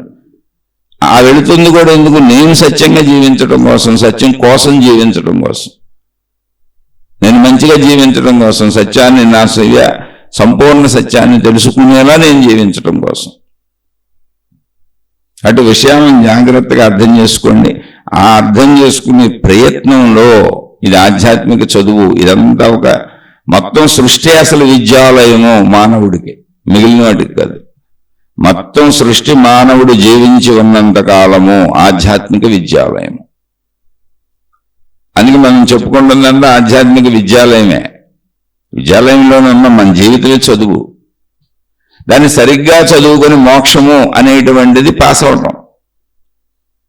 పాస్ అయితే ఈ సృష్టి అనేటువంటి ఆధ్యాత్మిక విద్యాలయంలో పుట్టడం అనేది ప్రవేశించటం. మరణం అనేది విద్యాలయం కాలం అయిపోయింది. ఈ లోపుగా నువ్వు పాస్ అవ్వాలి. పాస్ అవ్వకపోతే మళ్ళీ ఇంకో జన్మ తీసుకొని విద్యాలయంలోకి రావాలి, మళ్ళీ చదవాలి. అందుకని ఇది ఆధ్యాత్మిక విద్యాలయం. మనం చదువుకుంటుందంతా ఆత్మజ్ఞాన చదువు. అంటే ఆత్మ అంటే నాది, నేను, నా ప్రాణశక్తి, నా స్వీయ చదువు, నా స్వీయ అంతరంగ చదువు, నా గూర్చిన చదువు. నేను పాస్ అవ్వాలంటే నా గూర్చిన చదువుకోవాలి. నేను మతం గూర్చి, దేవుడి గూర్చి, దేవత గూర్చి, గురువు గూర్చి, మహిమల గూర్చి, మాయల గూర్చి, అద్భుతాల గూర్చి చెప్పుకుంటే నేను ఎందుకు పాస్ అవుతాను? అవి బయటి, వాడికి అసలు సంబంధం లేదు. వాటి నుండి జ్ఞానాన్ని ఏమన్నా పొంది నీకు దొరికితే నిన్ను నువ్వు పాస్ చేయించుకో. అదే మోక్షము. జీవన్ముక్తుడివిగా, జీవన్ముక్తురాలివిగా. కాబట్టి మనం చదువుకుంటున్నాం. రోజు బతుకున్నంతకాలం చదువుకోవాల్సిందే. బతుకుండాలంటే శరీరం ఉండాలి. శరీరం ఉండాలి కనుక వృత్తి వ్యాపార ఉద్యోగాలు చేసి తగుమాత్ర దీని అవసరాలు తీర్చుకొని, దీని కోరికలు తీర్చుకొని, కాలం మిగిల్చుకొని, విద్య చదువుకొని జీవితంలో మోక్షం అనేటువంటిది పొంది పాస్ అవ్వాలి. పాస్ అవటమే మోక్షం. జీవన్ముక్త స్థితే పాస్ అవటం. అందుకని ఇది ఆధ్యాత్మిక విద్యాలయము. మనం రోజు చెప్పుకునేదంతా ఆధ్యాత్మిక చదువు. చదువుకుంటున్నాం దేనికి? పాస్ అవటం కోసం. అలా సాగుతున్న వాళ్ళు సందేహాలు వస్తే తప్పకుండా అడగండి. ఇప్పుడు మీరు ఆలోచించాలి, మీలో జ్ఞానం పెంచుకోవాలని చెప్పింది మీ మీద కోపాలతో కాదు. ఎవరికి వాళ్ళు పాస్ అవ్వాలంటే అది మీరు అవ్వాలి, అది మీ సొంత జ్ఞానం అవ్వాలి. మీరు ఆలోచించడం మొదలు పెట్టాలి, మీలో ఆలోచన రేకెత్తాలి. మీరు సృష్టిని, మీ జీవితాన్ని, మీ చుట్టూ ఉన్నటువంటి పరిస్థితుల్ని అన్వయించుకుని అర్థం చేసుకునేలా జ్ఞానం ఇవ్వాలి. అందుకోసం జ్ఞానం. లేకపోతే మీరు పాస్ అవ్వరు. పాస్ అయిన వాళ్ళు చెబుతూ ఉండొచ్చు బోల్డ్ మంది, వాళ్ళు పాఠాలు చెప్పొచ్చు, క్లాసులు చెప్పొచ్చు, కానీ మనం పాస్ అవ్వాలిగా. అంటే మనం అది అయిపోవాలి. అలా ఆ మార్గంలో దాన్ని నాకు అర్థమవుతుంది, నేను నిన్ను ఒప్పుకుంటున్నాను, ఇది ఆధ్యాత్మిక చదువు, ఆత్మజ్ఞాన చదువు, నా జీవితమే మొత్తమే విద్యార్థిగా చదువుకోవటమే. అందుకే జీవితము. అసలు ఈ సృష్టి మొత్తం ఆధ్యాత్మిక విద్యాలయమే. ఈ విశ్వమంతా ఆధ్యాత్మిక విద్యాలయమే. మానవ జాతికి ఇది ఆధ్యాత్మిక విద్యాలయం. ఆ మోక్షం పొందే అవకాశం కేవలం మనిషికే ఉంది అని అర్థమయ్యి తెలుసుకొని, నాలో జ్ఞాన సంపద ఉంది, ఆ జ్ఞాన సంపదతో నా స్వస్వరూపాన్ని నేను తెలుసుకోవచ్చు. అలా తెలుసుకున్న వాళ్ళు చెబుతున్నారు, వాటినే మనం చదువుకుంటున్నాము. ఈ విద్యాలయంలో మనం జీవితమే విద్యార్థిగా సాగుతుంది అని అనుకునేవాళ్ళు సందేహాలు వస్తే తప్పకుండా అడగండి, చెప్పుకుంటూ ముందుకు వెళ్ళిపోవాలి. ఎందుకంటే పాఠ్యాంశాలు ఎవరు ఎంతమంది చెప్పినా సందేహాలు రావచ్చు. అలా వస్తే అడగండి, చెప్పుకుంటూ వెళ్దాం. ఇది నచ్చని వాళ్ళు మాయలు, మహిమలు, అద్భుతాలు, మతాలు, మార్గాలు, విధానాలు, పద్ధతులు, కులాలు, జాతులు, దేవుళ్ళు, దేవతలు, ఈ పేర్లతో ఘర్షణలు పడేవాళ్ళు, ఆ పేర్లతో జ్ఞానం తెచ్చుకొని తమను తాము తరింపజేసుకునే వాళ్ళు ఎవరైనా అడగచ్చు. ఘర్షణలు పడేవాళ్ళు, గొడవలు పడేవాళ్ళు, పరిమితంలో జీవించేవాళ్ళు, మొత్తం మానవ జాతి యొక్క ఏకత్వాన్ని అర్థం చేసుకునే వాళ్ళు, సృష్టి యొక్క ఏకత్వాన్ని అర్థం చేసుకునే వాళ్ళు, పరిమితత్వమే మాకు బాగుంది అనుకునేవాళ్ళు, దానికి రకరకాల పేర్లు పెట్టుకునేవాళ్ళు, మీ మార్గాల్లో మీరు హాయిగా సాగిపోండి. అసలు ఇది వెనకండి, మీరు ఎవరి మార్గాల్లో వెళ్ళిపోండి. ఇంకా ఎవరికైనా అహంకార తృప్తి లేకపోతే, అంటే మనిషికి ఎప్పుడు మనిషిలో ఉండే చెడు గుణం అహంకారం. నువ్వు నాకంటే గొప్పగా చెబుతావా లేదా బాగా చెబుతావా చెప్పాడు లేదవా వీడికేం తెలుసు, ఇలాంటి భావాలు ప్రతి మనిషిలో ఉంటాయి. అందుకే మతం ఇంకో మతాన్ని తిడతా ఉంటారు, ఇంకో దేవుణ్ణే తిడతా ఉంటారు. మనుషుల్ని తిడతానికి అది అహంకారపు చర్యలు. నాది కరెక్ట్ నీది కరెక్ట్ కాదని ఎదుటి దేవుళ్ళనే బూతులు తిడుతున్నారు. ఇంకా అటువంటి దేవుళ్ళనే తిట్టే మనుషులకి ఏం చెబుతాం? అందుకని అయ్యా నేను సామాన్యుణ్ణి, అతి సామాన్య మానవుణ్ణి, మీ పాదాలకు నమస్కారం, నేను చదువుకుంటున్న విద్యార్థిని, నాకు ఎటువంటి సంపూర్ణమైనటువంటి అనుభవం కలగలేదు, నేను అనేక మంది మహాత్ములు చెప్పిన విషయాలను చదువుకుంటున్నా, కాబట్టి నన్ను క్షమించి వదిలివేసి మీ మార్గాల్లో మీ విధానాల్లో చక్కగా వెళ్ళిపోండి. నా వైపు చూడకండి, మీరు అహంకారం పెంచుకోకండి, మీ మార్గాలను మీరు అనుసరించుకుంటూ మీకు నచ్చిన వాటిలో సాగిపోండి. ఇది నచ్చి వింటున్న వాళ్ళు ఎవరైనా ఉంటే, ఎవరైనా పర్లేదు 5గురో 10 మందో ఒకళ్ళో ఇద్దరో, మీరు దాన్ని అన్వయించుకుంటూ సందేహం వస్తే అడగండి, చెప్పుకుంటా ఉందాం. మన ఆధ్యాత్మిక చదువు మొత్తం సృష్టి అంతా ఆధ్యాత్మిక విద్యాలయమే. మనం జీవించి ఉన్నంతకాలం విద్యార్థులమే. పాస్ అవ్వాలంతే, పాస్ అయితే మోక్షము అన్నారు. ఆ ప్రయత్నంలో చదువుకోకుండా ఎలా పాస్ అవుతాం? బాగా చదువుకున్నవాడు తొందరగా పాస్ అవుతాడు, మంచి మార్కులతో పాస్ అవుతాడు. అలా ఎంత చక్కగా దాన్ని అర్థం చేసుకుంటే అంత చక్కగా మనం జ్ఞాని అవుతాం, జ్ఞానులం అవుతాం, జీవన్ముక్తులం అవుతాం, పాస్ అవుతాం. ఆ ప్రయత్నం మనం చేసుకుందాం. ఆ ప్రయత్నంలో ఉండేవాళ్ళు, అర్థమవుతున్న వాళ్ళు తప్పకుండా ప్రశ్నలు అడగండి. శుభమస్తు. మీకు మీ కుటుంబ సభ్యులకు మేలు చేకూరుగాక. మరలా మరొక కొత్త శీర్షికతో కలుసుకుందాం.